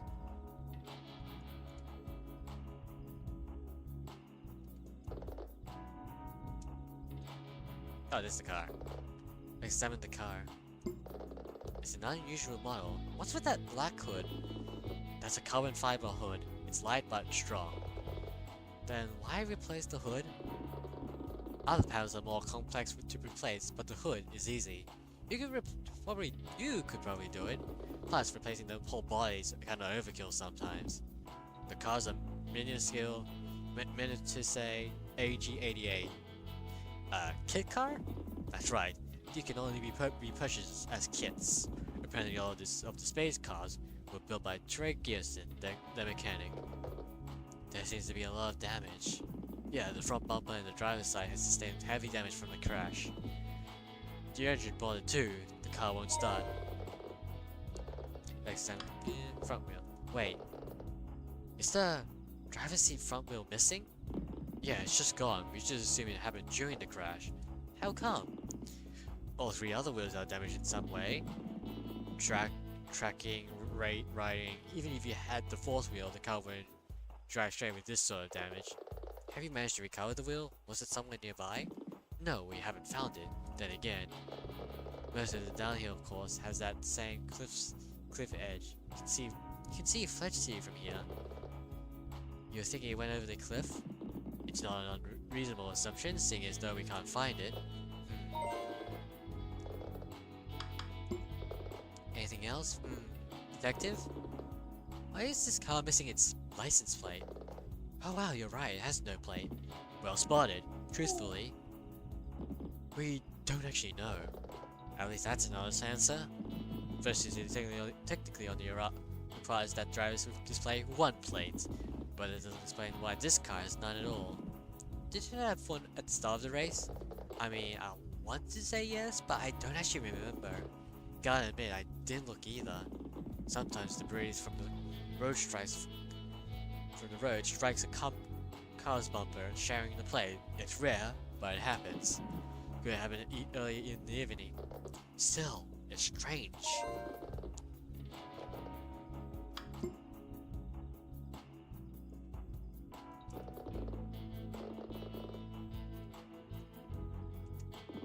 What do you need to know? What happened? Have you managed to produce a working theory about what happened? I'm not sure about what your clients told you, but Mr. Kulo, but to us it seems pretty clear. What we see makes us think that one of the aces nudged Clara's car as they came around the turn. Hold on. Which side was it? Actually, I gotta check this out. That pushed her off the road and into the side barricade. Now that the three of us are colluding to try and defuse the blame. Do you have any reason to believe one of them intentionally shunned Clara's car? Shunt is a strong word, so it could have been an accident. I was inclined to say it wasn't. Clara is familiar with these roads, all four of them were. And if I'm being honest, they were involved in an illegal street race. That's a means, not a motive, detective. True, but I suspect the court won't give much benefit of the doubt. Endangerment caused by such reckless activities basically borders on murder. Not good. Okay, hold on. Just gotta check something real quick. Kinda forgot what happened.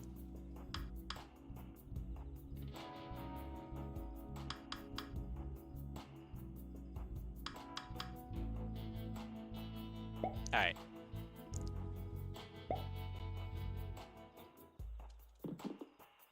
It has been a while since I played this chapter, so you know, I'm kind of just trying to. I do know what, like, you know, what happened throughout, but just like, you know, don't remember the whole, like, everything. Details. But you know, that's always, you know, always good to come back to, you know. You always get to come back and see those the details again. I don't think I've played this since like 23, I think 2023 or was it? Well, either way, it's been a while and I just forget things. That's the advantage of forgetting things. You get to enjoy something again, even if I do know the major plot twist and you know who the actual killer is. I heard the police tolerated racing up on the spire. So why is Rhonda Hayes so obsessed with catching the aces? Rhonda? She's a traffic cop. I guess she has a natural dislike of illegal street races. Come with the job. She's actually the best that Fudge City PD has ever had. Did she tell you that? It came up. In any case, the racing up here is still illegal. Don't you get the wrong idea. Just the road's pretty unused now and it's too remote. Policing it to catch organized street races isn't a good use of police time. It's true that I'm pretty organized. I hear that safety record was good too prior to all this. Well, yes and no. What? They're organized because of what happened back in the 80s. In the 80s? From what I understand, in 1981, there was a fatality during a race. The little Rosto racer, the Joker as they call it, they took responsibility and stepped down from mountain racing. What happened to them? Who knows? But it was enough to get the racers to adapt some safer practices. I half expected him to run into Chad Hawk up here. We saw him down at the police impound. Oh, Chad wouldn't come up here. He'll just read our report. You so sure about that? Yeah, Chad doesn't like heights. And he can't drive. He can't drive? He probably got the bus to the impound. Do you have a cause of death? We'll be working up a more detailed report, as usual, but I don't think we'll need it in this case. Why? Clara's body has been taken to the morgue, but she had a clear head wound and her blood was on the steering wheel. All of that suggests that when her car struck the barricade, her head was thrown forward and struck the wheel. She probably died instantly. Was she in that position when your officer arrived at the scenes? No, from what we understand, the other agents removed her body and tried to administer CPR. That also supports the theory that her death was quick. That supports what the agent said. No seatbelts, no airbag? No seatbelts? Airbag? From what we could see, the seatbelt was slack. Probably just improperly fitted. There was no airbag. I guess they stripped it out to lighten the car for racing. We put together a dossier on this. You're welcome to a copy. Can you tell me more about Clara Mass? She occupied some kind of respected position among these straight racers. She held the current position of Joker, which is the group de facto leader. Outside of that though, I knew her. You did? Just in passing. She was pointed out to me a few years ago at a charity dinner spotted by the police. We never actually spoke. From what I know is that she was from Fletch City and was independently wealthy, something of a high society heiress. So the street racing was just a hobby, I suppose. She was a patron of the arts and supported multiple charitable causes. She was popular. Tyrone Kestrel half expected to see Clara run for president someday. Tyre? You mean the DA? That's right. That was just idle gossip. Who's the DA? The district attorney, Tyrone Kestrel, Chad Hogg's boss. In any case, I have a dossier on her. You're welcome to a copy. Have you performed a tire track analysis? Tire track analysis? The police can map the police can map the tire tracks of an accident. It helps them create a computer model of what happened. Wow, that's impressive. So, what happened? Inconclusive. Excuse me? The track is only used for mountain racing, but that means we have cars of similar profiles doing the same thing over and over again. I get it. I don't. It's like they're trying to pull fingerprints out of a. It's like trying to pull fingerprints off the door handle to a bank after a robbery. Sure, the robbers probably opened the door, but so did 10,000 other people within the prior few weeks. Exactly right. The problem isn't the lack of tire rubbers, it's that there's too much. Even the virgins at the side of the road are chilled up. As snow was falling when the accident happened. Snow was fresh everywhere too, so no help there either. Useless child tracker analysis. Okay, I think we found everything that we're going to find. There's nothing that really gave a complete picture of what happened. If only there was a witness. So let's head back to the office. You know, can we make a quick pit stop? You want to get hot dogs? Mind reader. Sounds good. Let's take the car back up the mountain.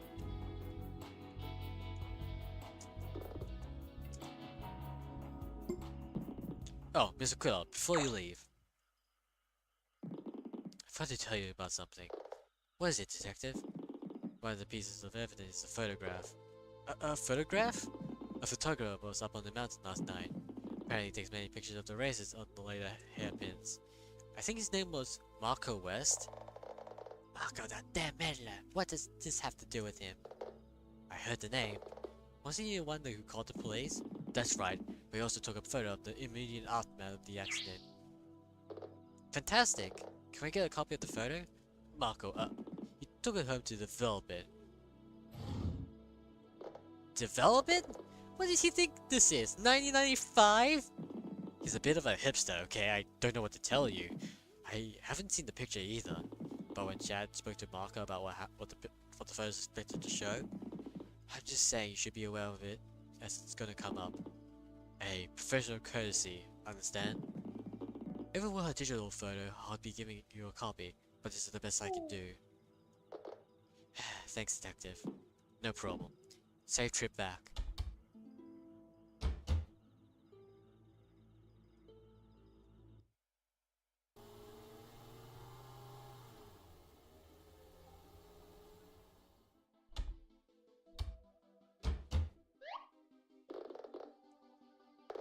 Okay, let's grab some hot dogs and then we can head home. It's gonna be like empty again, no sausage sizzles. Okay, that'll be $4.50. I think I have, yeah, the right change. Thanks. Hey, bro, we came back. I'm actually starting to feel pretty hungry too. I don't quite know how to break this to you guys. I just sold out. That last customer bought my final dog for the evening. No way! Sorry, I opened pretty early tonight. It's been kind of busy. What with there being no racing, everyone's been stuck hanging around in the parking lot. 0 for 2. So I guess it's good for business? How are you liking your new job? I'm loving it!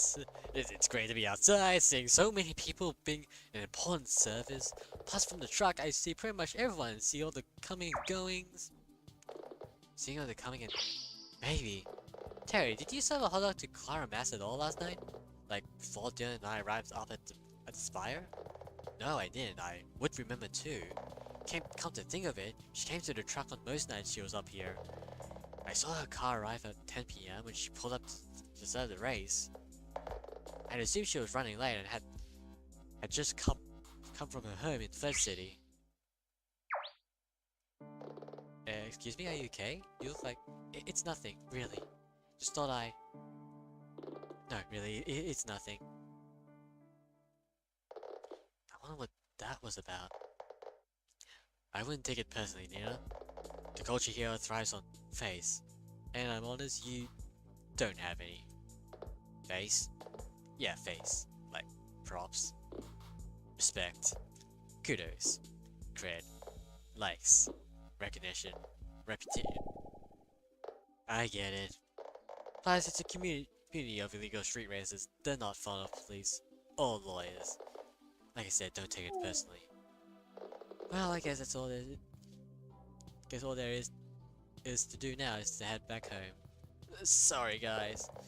I tried to make it up to you some other time.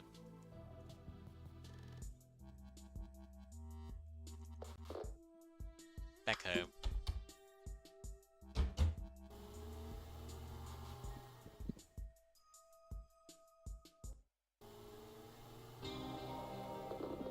Nina, something just occurred to me. Did you see Rokio at the start of this ace race last night? No. Then I had no reason to expect she'll be nearby. I had no reason to expect she'll be nearby. I didn't know she was a street racer. That's just it. Sure you wouldn't know, sir. No offense, but you spotted her later on, just for a moment. You look like you've just been struck by lightning. I was kinda hoping I was the only one to notice that, but okay. Anyway, Rokio's obviously close to Clara. Wouldn't she be at the start line?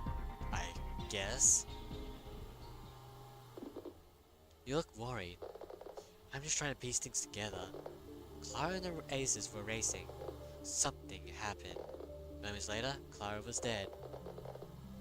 The stuff we found doesn't make what happened between any clearer. Just what are we missing here? And what could be on that photograph?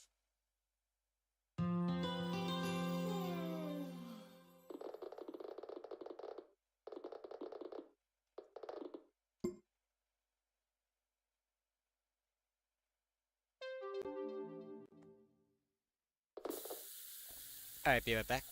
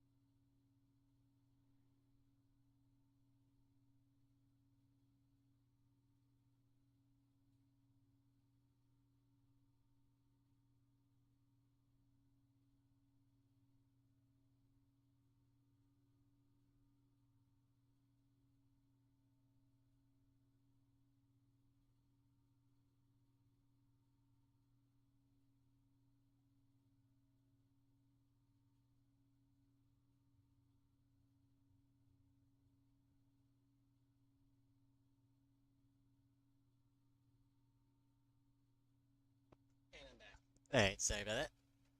I mean, I will do the courtroom trial section and then finish off afterwards.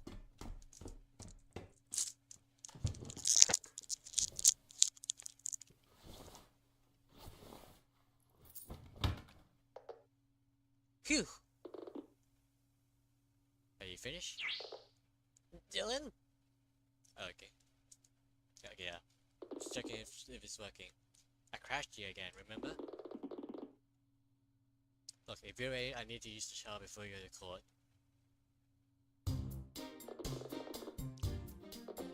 You ready? Good to go, boss. Okay, it's time to go to the courthouse. You boss.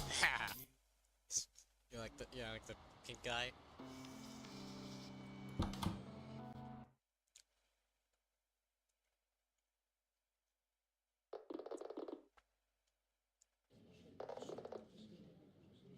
Great, looks like Ren's already here. Let's meet up with him and then get to the bench. Nina, I just got you on time. We always sit. That's actually something I want to talk to you about, Ren. You think you can keep a cool head throughout the trial? I mean, I guess. Why? Yesterday, something became very obvious to me. You know cars and we don't. That potentially makes you our new expert if you feel up to it. You really want my help? Only if you can pull yourself together and stay that way. You know, don't you think you're being a little bit harsh? I'm being direct. There's a lot of writing on this and we don't have the luxury of time. Think you can do it? Won't even bend a fender. I'll be your expert. Great.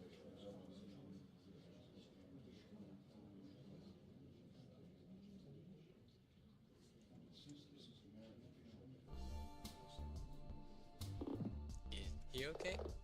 That's great, Ren. Is it okay to have expert right on the bench like this? Yeah, if it's permitted, with some aspect of the case required specialist knowledge. Anya used to do it all the time. Hello again, Mr. Aquila. I see you have a new face on the bench. Chad, do you feel like you needed to bring in some extra help? You can say what you want, Chad. But I came here with a car expert. You on the other hand, don't even drive. Good one, Nina. You think so? I thought so. You're right. I don't drive. I prosecute. Yeah. I think his was better. Are they always like this? From what I've observed, yes. I'm standing right here, you know. All right, for the Honorable Judge Tony.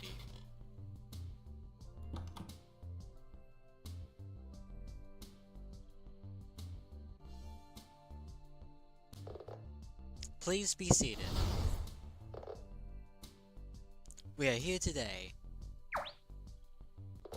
Mr. Aquila, I see you are joined at the bench by another advisor. Can you explain this before we begin? Yes, Your Honor. This man is Stan Renson, or Ren to his friends. He's an expert on automobile design, maintenance, and construction. The defense requests his presence due to the nature of this case. Your Honor? Strictly speaking, counsel can invite anyone to the bench as long as they're not disruptive.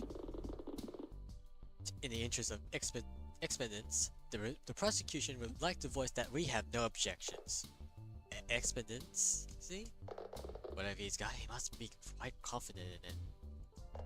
Very well. We're here today in the observance of an unusual case. 3 individuals are to be tried concurrently. Cascade Akai, also known as the Ace of Diamonds.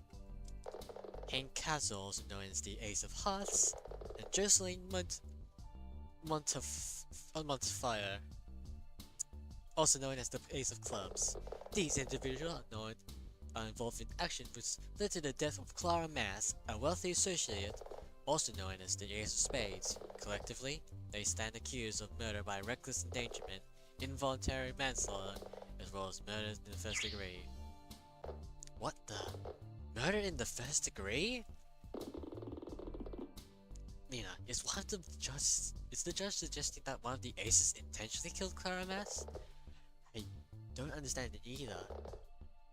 I would like to continue, Mr. Aquila. Apologies, Your Honor. Prosecutor Hogg, are you prepared for the case? As always, Your Honor. And you, Mr. Aquila? The defense is ready, Your Honor. What does he say? It's gonna be true. Really wish I'd taken up those boys on that volleyball thing. Very well. Mr. Hulk, Please state the prosecution's case. With pleasure.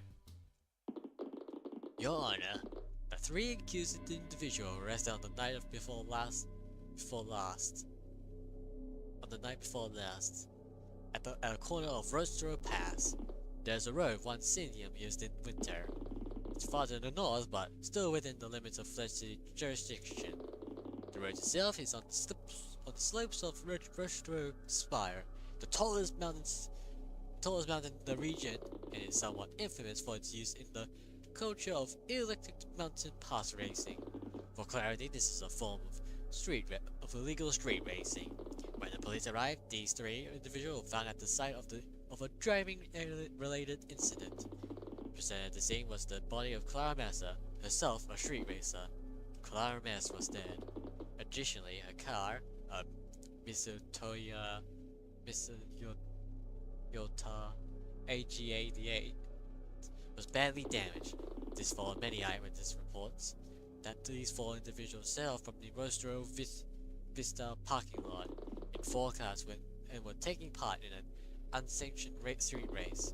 The prosecutor says that the other 3 individuals colluded to cause the death of Clara Mass, and we intend to prove this via witness testimony. That's a lie. The races were never... Ren, what do we talk about? Order. Mr. Aquila, is your expert counsel going to be a problem? I know it's hard, Ren, but if you want to help, you need to keep a lip on it. Okay. I apologize on behalf of my expert, Your Honor. This is his first time in court. There'll be no further outbursts. Very well. Thank you, Mr. Hawk, for your summary of the case.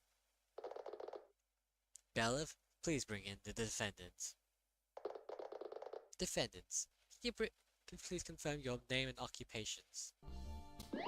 Hockey. Oh, Hank Castle. Ace of Hearts. I work as a producer at a TV show production company. Kesuke Akai. Ace of Diamonds. I work as a delivery driver. Jocelyn. Take your time. Jocelyn Montefiore. Ace of Clubs. I work as a studio tech at Fletch City Records. Records? Like for music? Yes, Your Honor. Band, singer, that kind of thing. Your Honor? Well, each of the defendants has stated that their job profession, their occupations, in this case, relates more to their nighttime activities. Each of the people before you is a notorious. Your Honor, the prosecution's use of the word notorious is leading. Objection! I simply mean to say they have no notoriety within their community. While I can understand Mr. Quilla's position, I agree with Mr. Hawk in this particular instance. Overruled, Mr. Quilla. Let's not quibble over such fine details at this stage. As I was saying, these 3 individuals are notorious within Fletch City's legal street racing scene. Chad's staring at me like he expected me to object to that. Not a chance. They're illegal street races, that's beyond contention. In fact, each of these people is a leader of one of the city street racing teams. The prosecutor requests then that this is recorded as their occupation in addition to their actual job. Really making a meal of this one, aren't you, Chad? The defense does not dispute this, Your Honor. Very well. Please explain the brief while we are up on the Rostro Spire on the night in question. Your Honor, each year the Rostro races, that is to say, the street races of the Rostro Spires, compete for the title of Joker. Our Joker is the leader of our community. I see. You're awfully organized considering that this is all built around the practice of illegal street racing. In any case, the night in question was the night we had intended to select a new Joker. In some years, this is a 1 on points, where there's a clear candidate based on all the races in the season. This year we've required a race-off, an ace race. Race-off? The competition was unusually close this year, which meant that all 4 of us had to take part. I understand. So in that case, who is this Joker now? Excuse me? Your race was to select a new leader. Who's this leader now? Well... We don't know. When he started the race, Clara was Joker, but the race didn't finish, and Clara's dead. This is an unprecedented situation. The community will probably have to select a new Joker by some other means once this is all over. In that case, street racing, though illegal, is something of a misdemeanor. We'll deal with that at another hearing. With regards to today's proceedings, the three of you are aware of the charges put forth by the prosecution. How do you plead? Not guilty, Your Honor. Not guilty, Your Honor. I plead. Objection! Your Honor, regarding a matter of protocol. I was wrong when he was bringing this up. Only 2 of the defendants have accepted the services of Aquila Defense and Laws. Miss Jocelyn Montefiore did not accept Miss Aquila's offer of counsel. It's improper, therefore, to try them all at the same time. It's unusual, certainly. Miss Aquila, do you have a view on this matter? Your Honor? As Miss Montefiore isn't a lawyer, it is norm for the city to assign her a public defender by a lottery process. It's improper for you to suggest it would be by your firm just because. Did I hit a nerve? Why does he want me to represent Jocelyn? Your Honor, may I speak? I may be able to resolve this. I request to plead the 5th. The 5th? It means that she refused to testify. And as she has accepted my counsel, I can't advise her about why that's a bad idea. Are you certain, Miss Montefiore? I refuse to enter a formal plea. Very well, you have that right, but I request that I stand alongside my friends. Surely! Silently, Mr. Hawk, I need a moment to consider this. Please, Judge Tony. Given the alternatives, the only prudent course is to allow you to stand.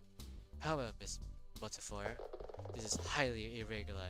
If you're playing games in my courtroom, I'll have you behind bars for contempt so fast that you think that I'm the fastest within Fledged city limits. Am I clear? Crystal, Your Honor. Mr. Castle, Mr. Akai, Miss Montefiore, the court recognizes your pleas. Prosecution, please bring in your first witness. Okay, here we go. Huh? I was about to bring a witness. He'll give a statement. Let's listen to it. Well, we have to focus on the little details. We're looking for an inconsistency, a flaw of some kind, which shows the witness is either lying or just mistaken. Don't worry about this. Yeah, whatever. Why are we telling Ren that? Special traffic operative, run the haste! Reporting as requested, ma'am. Goodness. Miss Hayes, could you bring it down a notch? And I prefer to be addressed as Your Honor. Apologies, Your Honor. Your Honor, this is Run the Haste, Third City's most decorated traffic cop. Her records of arrest is for highway code violation is peerless in the history of Third City PD. I see. In that case, that gives me the chance to pose a question I've been mulling since I've been aware of this case. If the activities of roadster races are so widely known and obviously illegal, how have they persisted for so long? I guess someone had to ask. I am implying our work is unsanctioned satisfactory.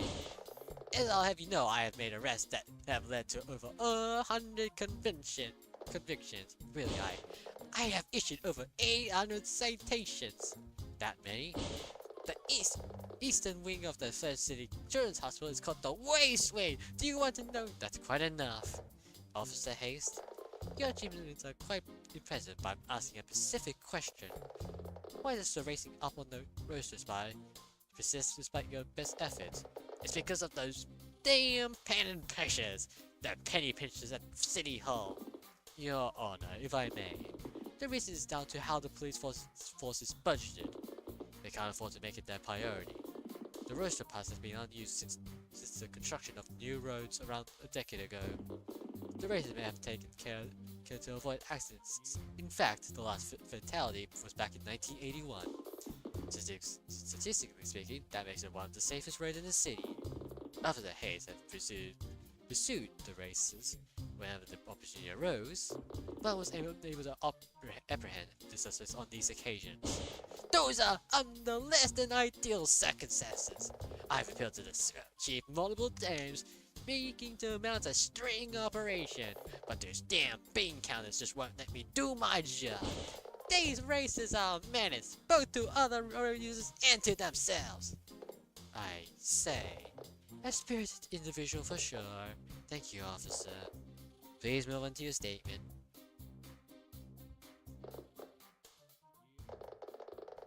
I was among the team that was dispatched to the mountain on the day of the 8th incident to assess the scene. It seems obvious that one of the aces, perhaps more than one, budged cars off the road. Street racing is a dangerous pursuit. It's of no benefit to the community, though those people should be behind bars. I always knew something bad would happen on the mountains, but the PD would never listen. Well, it's on their hands now. Very well, Miss Aquila. You may begin your cross-examination. If you're pretty confident in her opinion, she seems totally confident in her opinion. Let's share that confidence.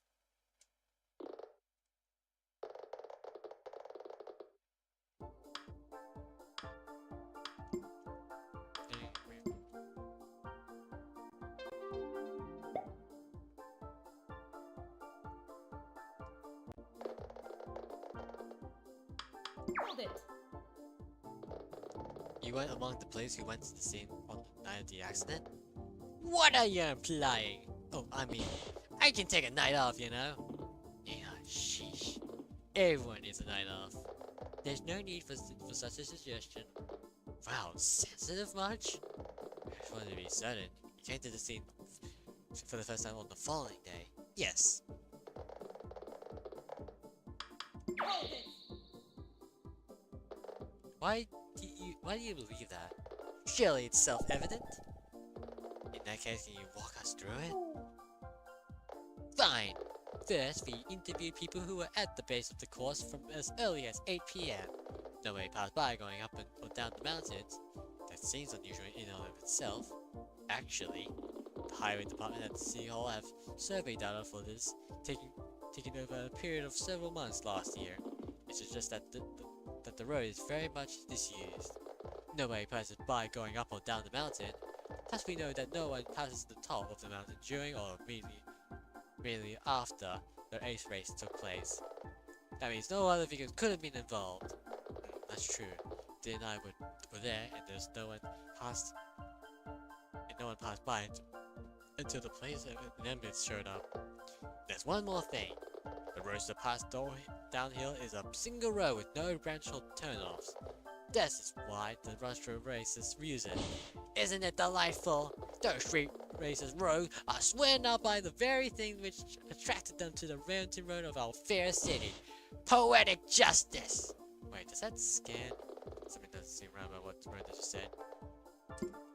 Yes, I believe it's important. Very well. Witness, can you please add this to your statement? Hold it. Can someone have used an off-road vehicle to get access to the route? We actually thought of the same possibility, so we looked into it. The bulk of the downhill on one side faces off the cliffside and seeps. You can actually see Flat City in the distance. Meanwhile, the bulk of the other side is either a steep rise or dense forest. I'm not aware of any route through that. Hold it. We seem pretty dead set against the roaster racers. What sort of race traffic cop wouldn't be? That great stain on my otherwise flawless career. They're my foil, my nemesis. My antagonist in my one day to be written biography. Officer? I don't know how to tell you this. We don't even know who you are. The defendant will refrain from speaking during the cross-examination, regardless of how timely and amusing their perspective may be. I get the impression that this whole situation is a lot more cinematic inside Rhonda's Hayes' head. This is the most epic moment of my life. Hold it. Are you suggesting that the Flood City PD is responsible for the strategy? Leading question, Your Honor. Sustained, Mr. Hall.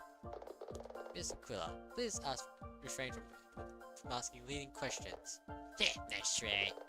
It's true that the police have allowed me to take. If the police had allowed me to take a more active role, Clara might still be alive today. Still, Flat City PD didn't kill her. Nina, what's a leading question? Technically, of course, you're not meant to ask a question where the question already contains the answer of it, or if the question overly guides or leads the witness to your conclusions. Sometimes the court decides if the question or answer is honorable in the grand scheme, but it's technically against the rule. What are you thinking? That Chad had wheeled out Officer Hayes to try and open and close this whole thing quickly. Your statement is pretty ironclad on the surface, but vague. That suggests one of her base assumptions is wrong. We just have to find out which one.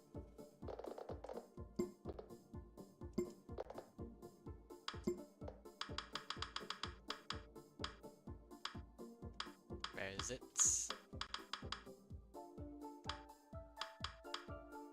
Objection! Officer Hayes, would you say that you know the roads of Rosso Spire quite well? What sort of question is that? Yes, of course I do. I patrol that area from time to time, so I have a good understanding of all the roads. And what about the trails? The what? The trails, Officer Hayes? Dirt trash, used by hikers.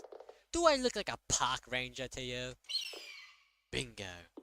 In what way is this relevant, Aquila? Who cares about a bunch of hiking paths?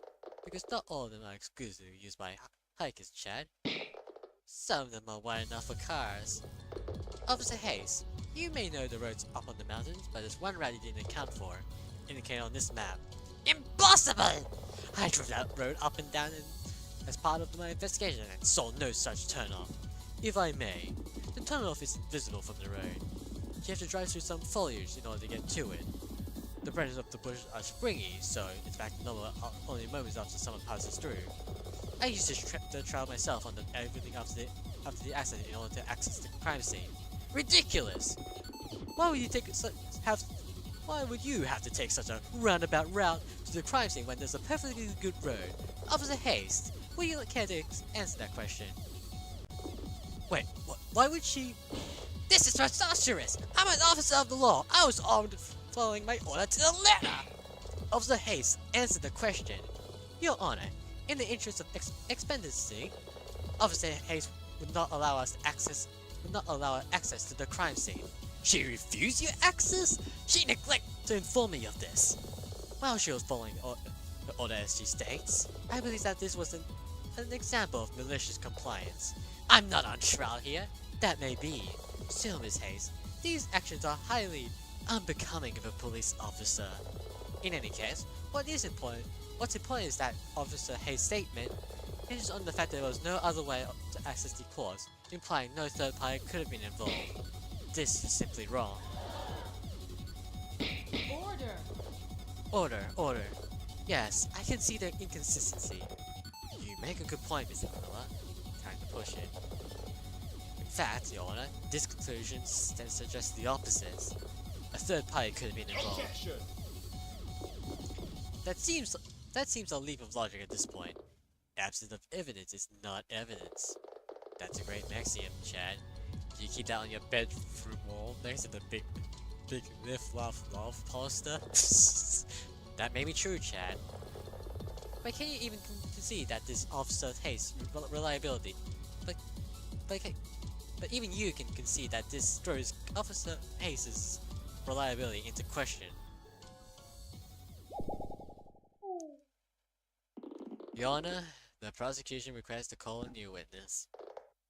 Granted, Mr. Hall. Officer Hayes, you may leave.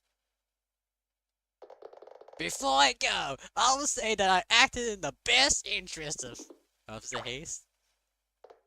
Yes! Your continued presence here offends me. Get out of my sight. Whoa. I need to tell me that Chad was a stickler for process. I guess we just saw that in action. As much as I dislike him personally, I guess I can respect him. He really does care about justice.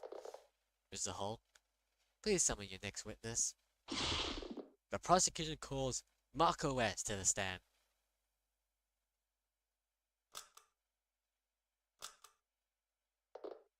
Fantastic. Absolutely fantastic. Mr. West?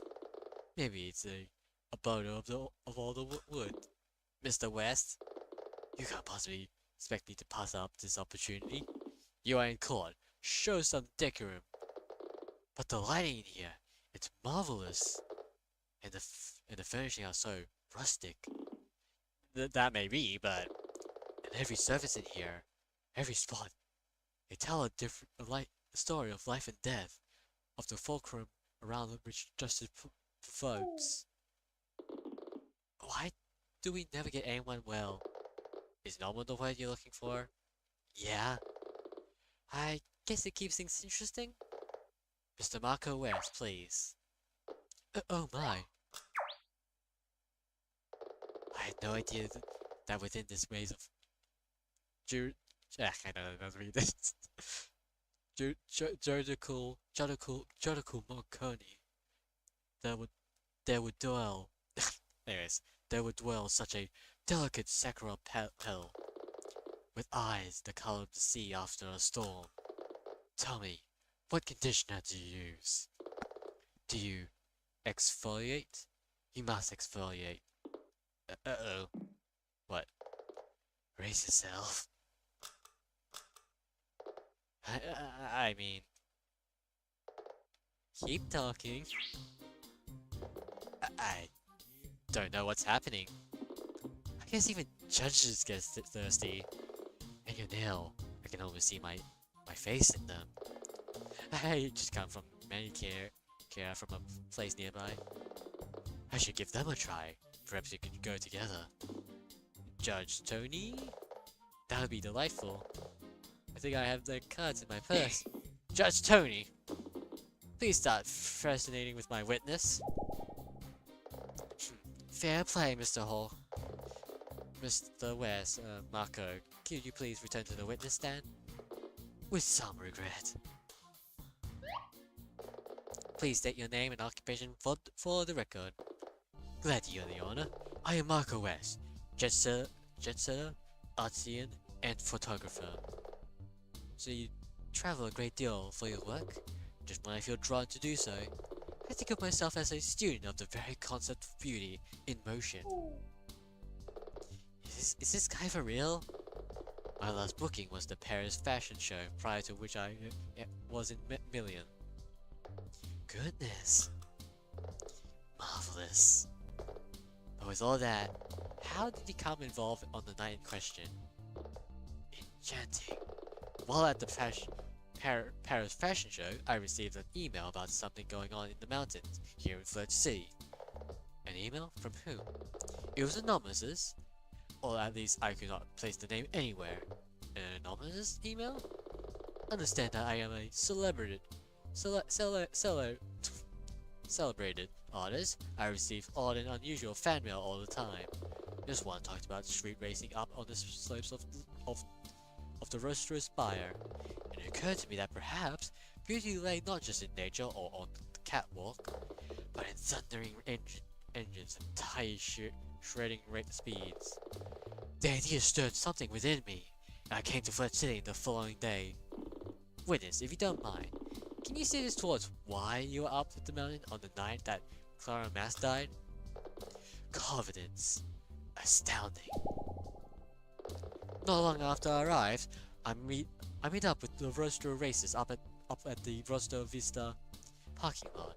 I believe I first spoke to Hank Castle, who stands before me now. Hi. But I soon met the others too. In fact, just over 2 weeks ago, I went with the group to a bar called Shin's Place downtown. I must confess, I wanted to see the group dynamic with their guard down, in vino verita and all that. In fact, I have a picture of the event right here.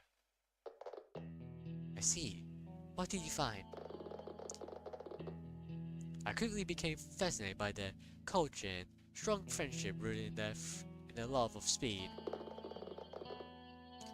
And that then, when the night was at its peak, all of us were, shall I say, quite merry.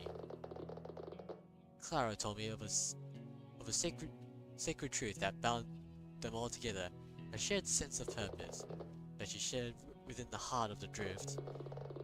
That she believed that only a driver can experience this truth, but I wasn't convinced. Nothing could hide from my lenses. So, over the following day, I searched for the best place to capture this truth. I soon found it was on the third hairpin of the course, there, quite near the finish. Dina, Clara's car, the accident, that was just after the second hairpin. So Marco was just around the corner when it happened? I mean, technically, but the street between the corners is quite long. There's a few hundred yards between them. The third hairpin is wide and offers a chance for long drifts. So, on the evening in question, I woke up from the end of the course and camped out in that spot waiting for the race. I went there from around 8 p.m. as sometimes the group has warm-up races or other members settle their own scores. On that night, though, not a single car passed me. You weren't bored just sitting there? A little, but I brought my phone and some headset. I recently got into electro swing. If you had headphones on, you weren't worried that you'd be caught unaware of when the cars happened by? I had the radio tuned up to the Rostro races frequency. A light on it blinks when they talk, so I thought it was a calculated risk. When it blinked, I took off the headphones and got ready to try and snap the ultimate shot. Then, something surprising happened. Or I should say, didn't happen.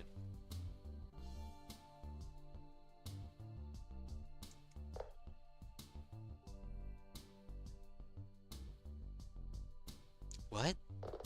I waited patiently, but the razor never came into view. Instead, all I heard was the screeching of the tires a bit further up the road, and when I walked up to investigate, I saw this.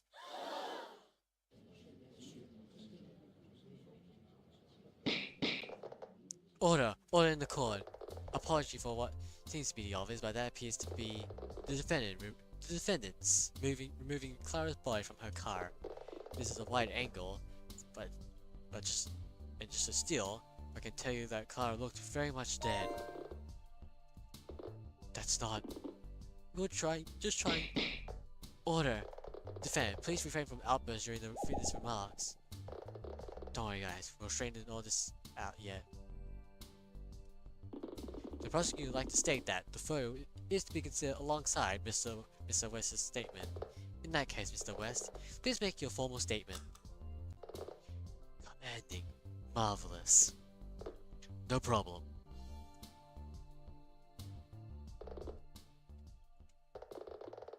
As usual, during recent races, I was camped out on the third hairpin. I've been there all evening, no cars had passed by. My radio went off to say that the race had started. I braced to take pictures. I heard the sound of squealing tires and no cars passed. I ran up the side of the road to see what was going on. When I got there from a distance, I saw the three accused from around the victim's car. That's when I snapped the photo. I had to say it, but they looked very suspicious. I wanted to call 911, but the reception was poor. I had to run back to hairpin 3 to make the call. After that, I went home to develop the photograph. I thought it would be important. Thank you, Mr. West. Mr. Aquila, please begin your cross-examination. This is strange. Is that photo really compelling evidence? What sort of games are you playing, Chad?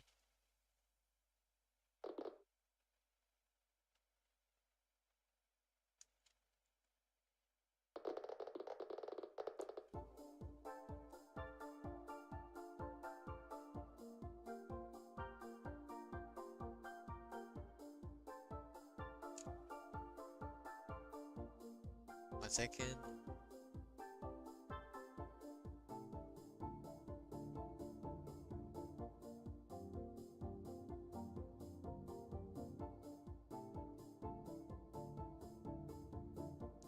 Alright, anyways. Hold it. You didn't see anything unusual? Nothing that would raise concern? Not at all.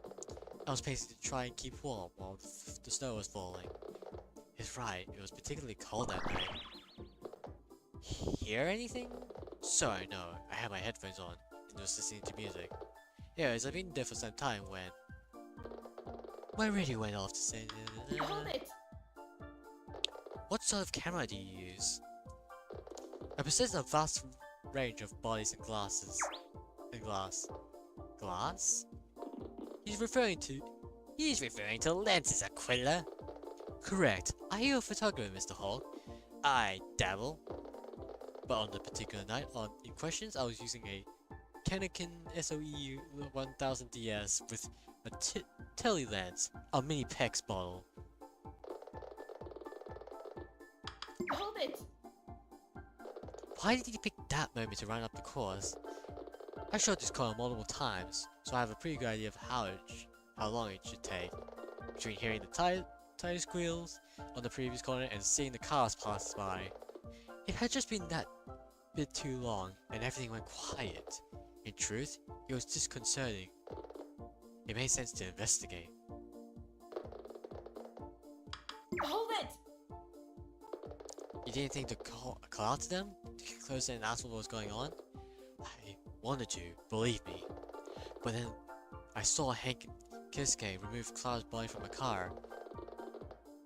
And I was hit with a sudden sense of foreboding, like I've witnessed something I wasn't supposed to see. So instead, I hefted up my camera and...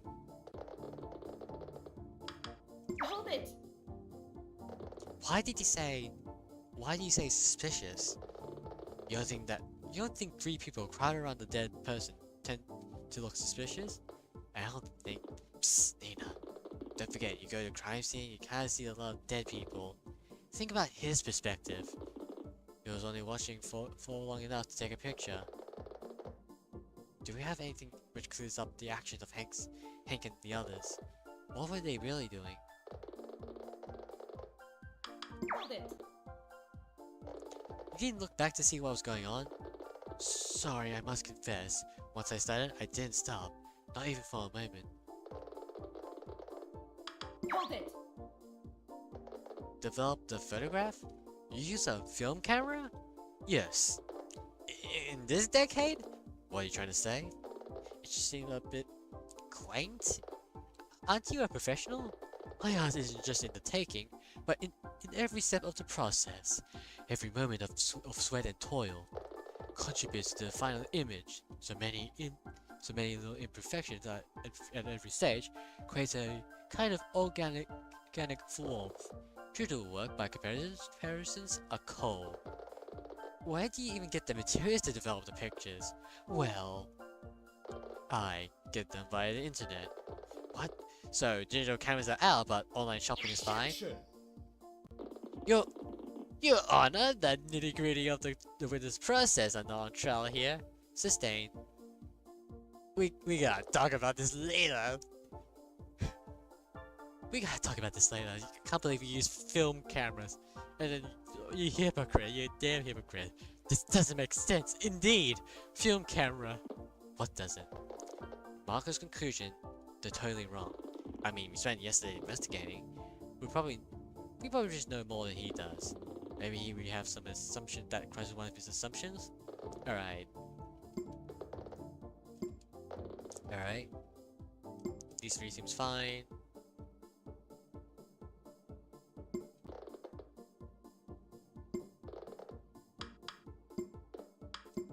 I think it's something here.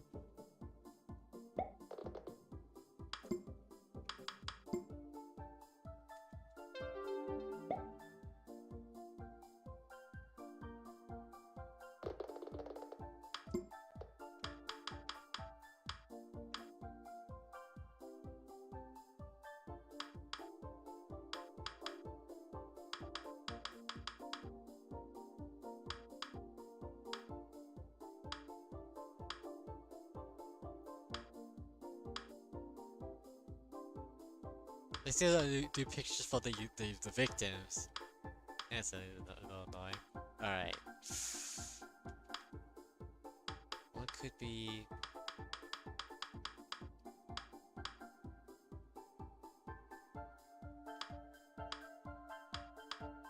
forget what it was, damn it.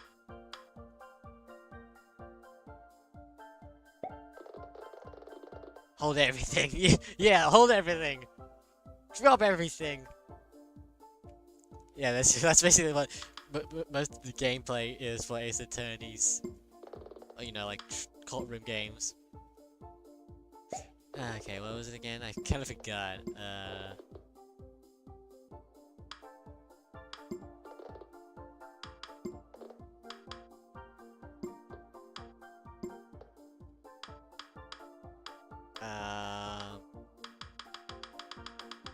I'm trying to think.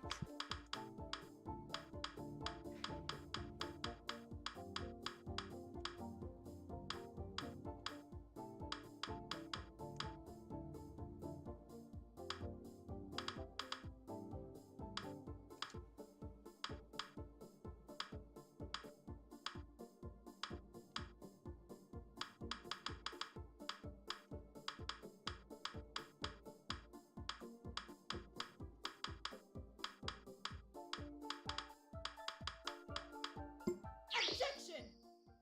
Aha! I am smart! Aha! Actually, I wonder how long that message was up, actually. I didn't actually notice for a while, I wasn't looking at the chat. Anyways, Marco, would you say that you are an expert in photograph analysis? I have an eye for details. Details! Can I screenshot that? They reference the details. Details. I have an eye for detail if that's what you're saying. And by your measure, the photo of the three defendants looks suspicious. Well, given that the three of them today stand accused of murder. Your Honor, while the photograph in question does show the defendant around the body of the accused, it does not show a murder. Objection!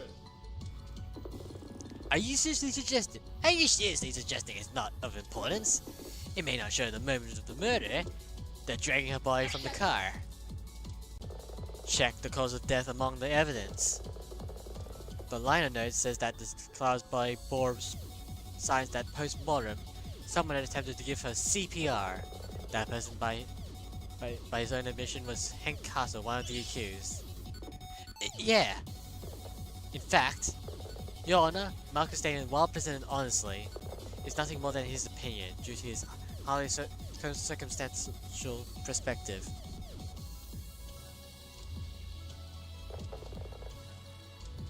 The defense moves that it'll be disregarded from this case.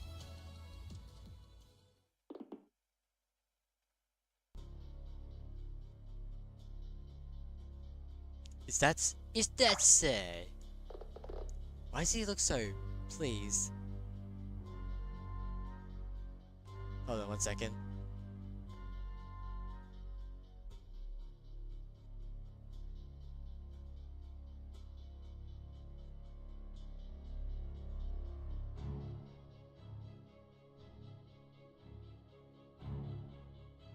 Alright, why does he look so pleased? I've got a bad feeling. I'm forced to agree with Miss Aquila in this instance. While the scene depicted in the photograph may seem suspicious in a certain context, it seems the explanation could be perfectly innocent. Something's not right about this. This photo thing, the CPR and the cause of death, these are far too obvious. Chad doesn't make these sort of mistakes. That means while it could form part of a body of evidence, it is not in and of itself conclusive. Marco S., you may advocate the witness stand. Perhaps I see you at the manicure place later.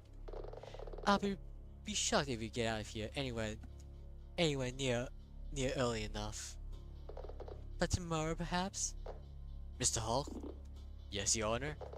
It's not often I express doubt in your skill as a prosecutor, but you made very clear in this case that the prosecution was pursuing murder in the first degree.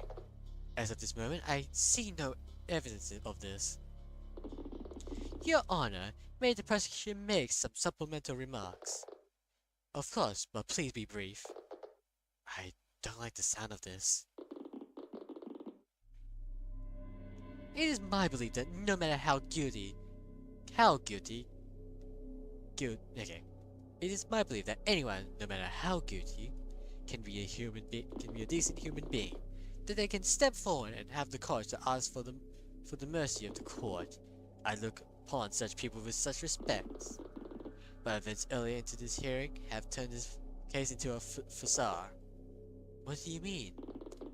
The prosecutor is aware of certain evidence that suggests one person in this court is obstructing justice. What's he talking about? Chad suggesting someone's ears and telling the truth. What did I miss? They are fully okay, I think I know what's happening. Yeah, I think I'm aware of what happens in this part. They are fully aware of their guilt, but they have chosen not to speak up. Perhaps they believe we would not discover the secret. Or maybe they'd rather drag their friends down with them. So be it. Your Honor, the prosecution would like to call. Your Honor? Yes, defendant? I'd like to change my plea. This isn't really the proper time. To nolo contrary. What the hell is she doing? Nina, what's nolo contour? It's nolo contrary. It means no contest. That would mean that she's admitting to the crime. It's almost like making a confession. Chad must have intended for this to happen all along. Did he get to Jocelyn? Or does he really have compelling evidence? You couldn't. I don't believe it. I can't. Order. Objection. Your Honor, I must protest. I don't believe the defendant appreciates the ramifications of. Ask her. What? Ask her what it means. Miss Montefiore? It means that proceeding continue. By him to be presumed guilty and proven innocent. She seems to understand perfectly well. Then she should make a statement. Your Honor, the defendant wishes to cross-examine Miss Montefiore. I thought you'd never ask. The prosecutor would like to call Jocelyn Montefiore to the witness stand. I'm sorry, Nina. Hank, everyone. Witness, can you describe what happened around the time of Clara Mass's death from your perspective? I hit something. Something? I didn't want to lose. I was so jealous of Clara. She was so perfect. Every gear change, every drift. I went to that mountain that night determined to beat her, no matter the cost. We were approaching the second hairpin, and Clara's lights went out. I knew that's when she would be making her move. I wanted to win. The next thing I felt a jolt.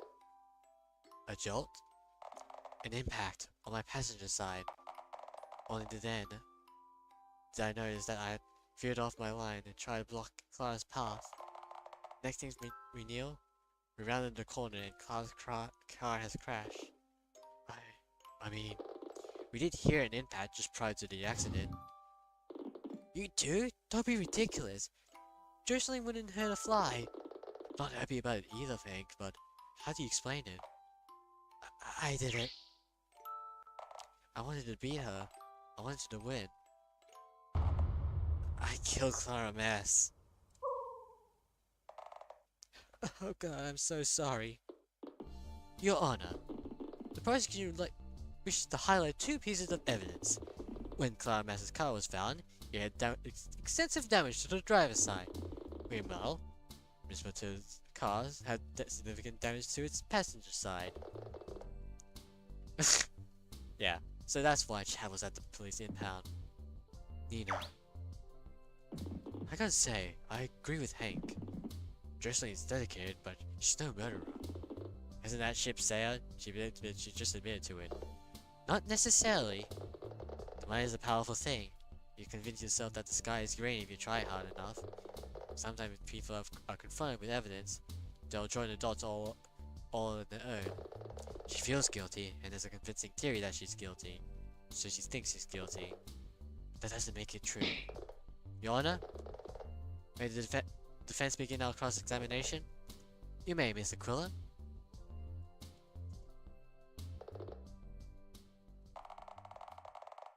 I remembered it like it was a movie scene. I can play it over and over in my head. I looked in my mirror and saw the moment that Clara's headlight went out. I was so determined to block her that I veered to the right and bang! It must have been Clara's AG-88. Moments later, Clara was dead. Oh God, what have I done? I am almost sympathetic, Miss Montefiore. I'm sorry that your actions have led to you to this point. Miss Aquila, please begin your cross-examination. I don't believe Jocelyn did it. I believe she believes she did, but I don't think she could commit murder, even if she wanted to. There has to be something which proves it, or this is all going to be over before it even starts.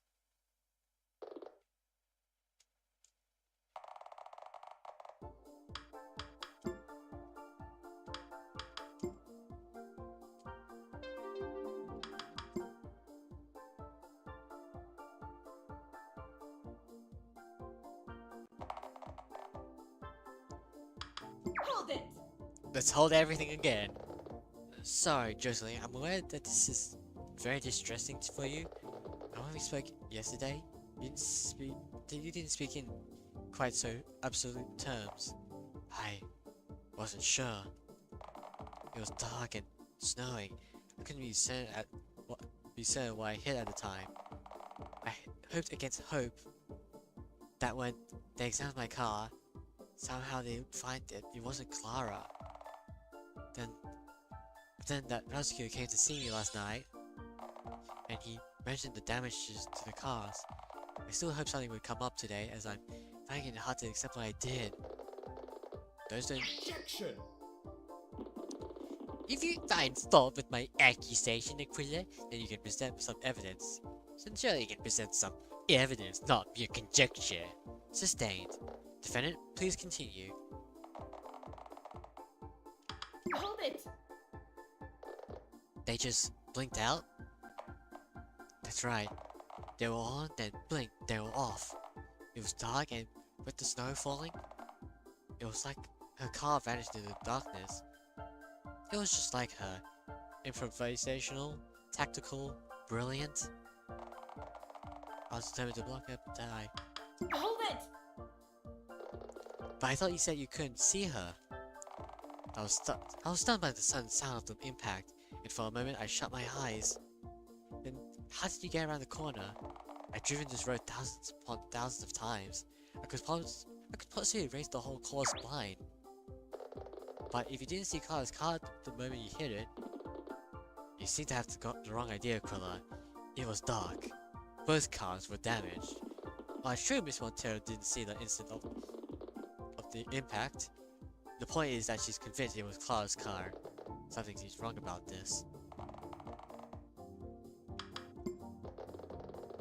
She's feeling distressed, but I don't think we can learn anything from pushing her even more. Probably best to leave this part of her statement well alone. She has practically convinced me at this point. I don't believe it for a second. A little bit of conjecture is not going to cut it here. Chad's theory is compelling enough to Jocelyn change her plea. I need something in the evidence that makes Chad's theory impossible. If I think about everything I learned yesterday about racing, about the cars. What do I know about Chad that... No. What do I know that Chad probably doesn't?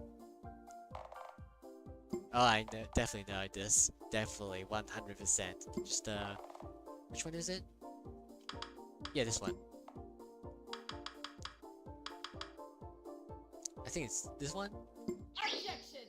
Yes! Jocelyn, you said you think about this after Chad came to you last night, correct? You said he's shown you compelling evidence about damages to both your Maverick and Clara's AG-88. That's right. Okay, let's stroke his ego just a bit. I have to admit, this is a clever piece of deduction. Chad, can you explain how you figured it out? With pleasure! The, the initial statement was received from the defendant mentioned a loud sound before they saw that Clara had crashed her car. When I visited the police impound, I noticed that Joceline's car had extensive damage on its passenger side. Well, Detective Flatfoot's report from the grass site showed that Clara's car was damaged on its driver's side. From these facts, I deduced that Miss Montes has instigated the crash. There it is. Chad, can you just clarify one thing for me? Of course. You don't drive, do you? No, actually, I cycle extensively or use Flirt City's public transit system. Why? You also haven't seen Clara's car yet, have you? With your own eyes? There was no need. I read Flatfoot's written report. It was comprehensive. Wait, how do you know? Your Honor, the defense would direct the court to look again at two pieces of evidence.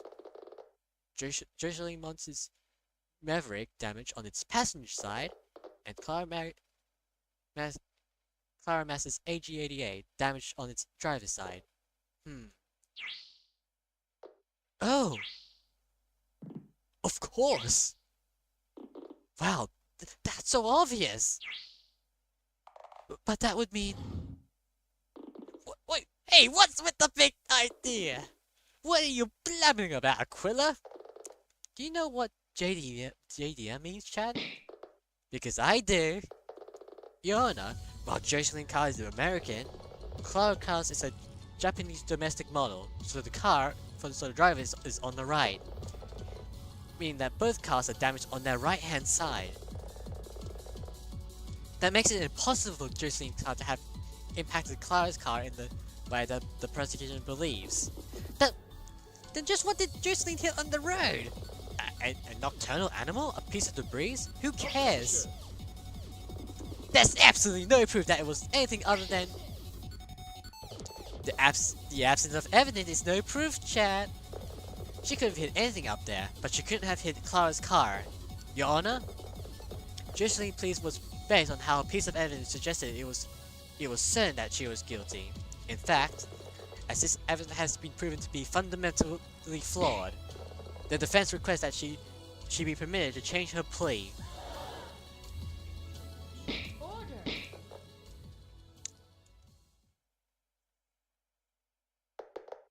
I must say, this has been an unusual day. But given what has just been pointed out, I am inclined to agree with Miss Aquila. Miss Montero, do you wish to change your plea? Yes, Your Honor. I wish to plead not guilty. As I expected, the court recognizes your plea. However, Mr. Holt, the revelation no doubt has a profound effect on the prosecution's case. Did we do it? Maybe. Just maybe. Your Honor. The prosecution requests that we modify the charges we have brought up against the defendants. We wish to retract the charge of murder in the first degree. Yay! Wait for the other shoe to drop. However, in its place, we wish to propose a charge of the murder in the second degree. We still propose that charges of murder by reckless endangerment and involuntary manslaughter. No! That's what I thought. It's the prosecution pedantic, whatever, to remind the court that these charges can still result in capital penalties for all three defendants. Why do I get the feeling that we got out of the woods only to wander into the worst part of town? Very well, Mr. Hulk. The court should explain to both benches that the biggest concern in this case is that we lack a clear pictures about what took place in the moment leading up to Clara's death. However, Miss Aquila? Yes, Your Honor? Be aware, I will not hesitate to sentence all the defendants equally if I feel they are colluding to defuse their guilt. This is, in part, because the death occurred during an activity that was, by definition, illegal. Understood. As I am unable to render a verdict at this time. I suggest that we adjourn for today. Both benches are urged to investigate further and restate their cases. We shall reconvene the day after tomorrow. Court is adjourned.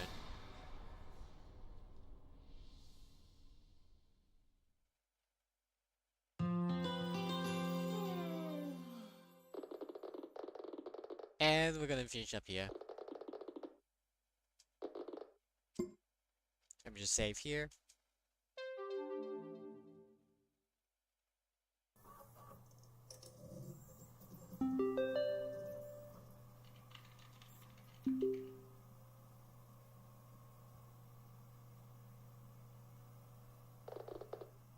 There's gotta be something. Well, I mean, we'll do it after this part then.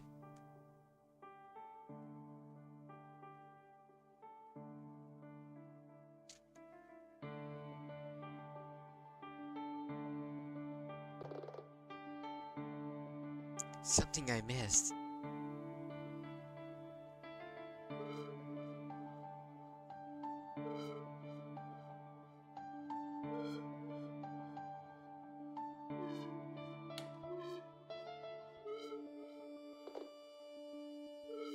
Come on, brain. Think more like Anya. If I try to talk and act like her for a bit, I'll think of something.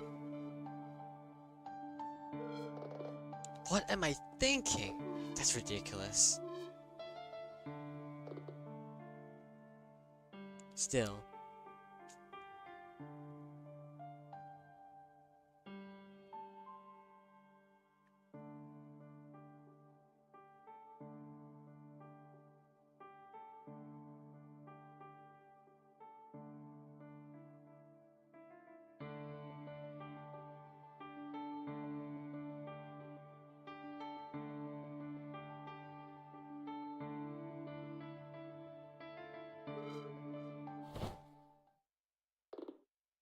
Hey, Nina. Hey! I heard you.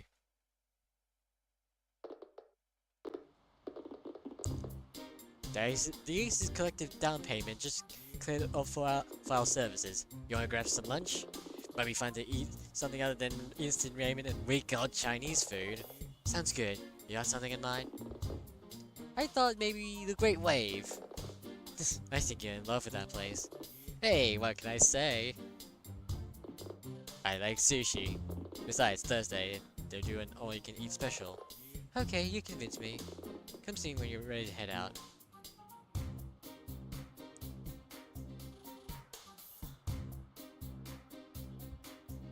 Alright, yeah, I'm gonna finish up here now. You can just watch the rest, you know, just watch, like, you know, what happened if you haven't seen all of it.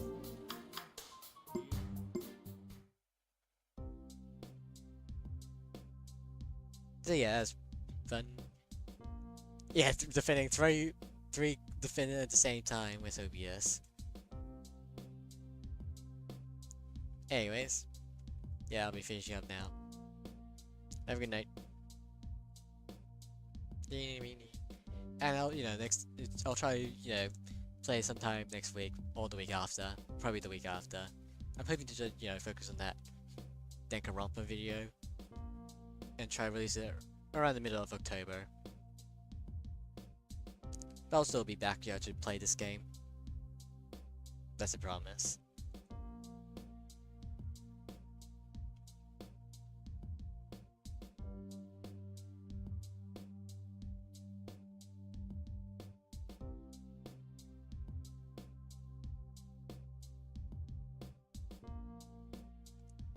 Night night indeed.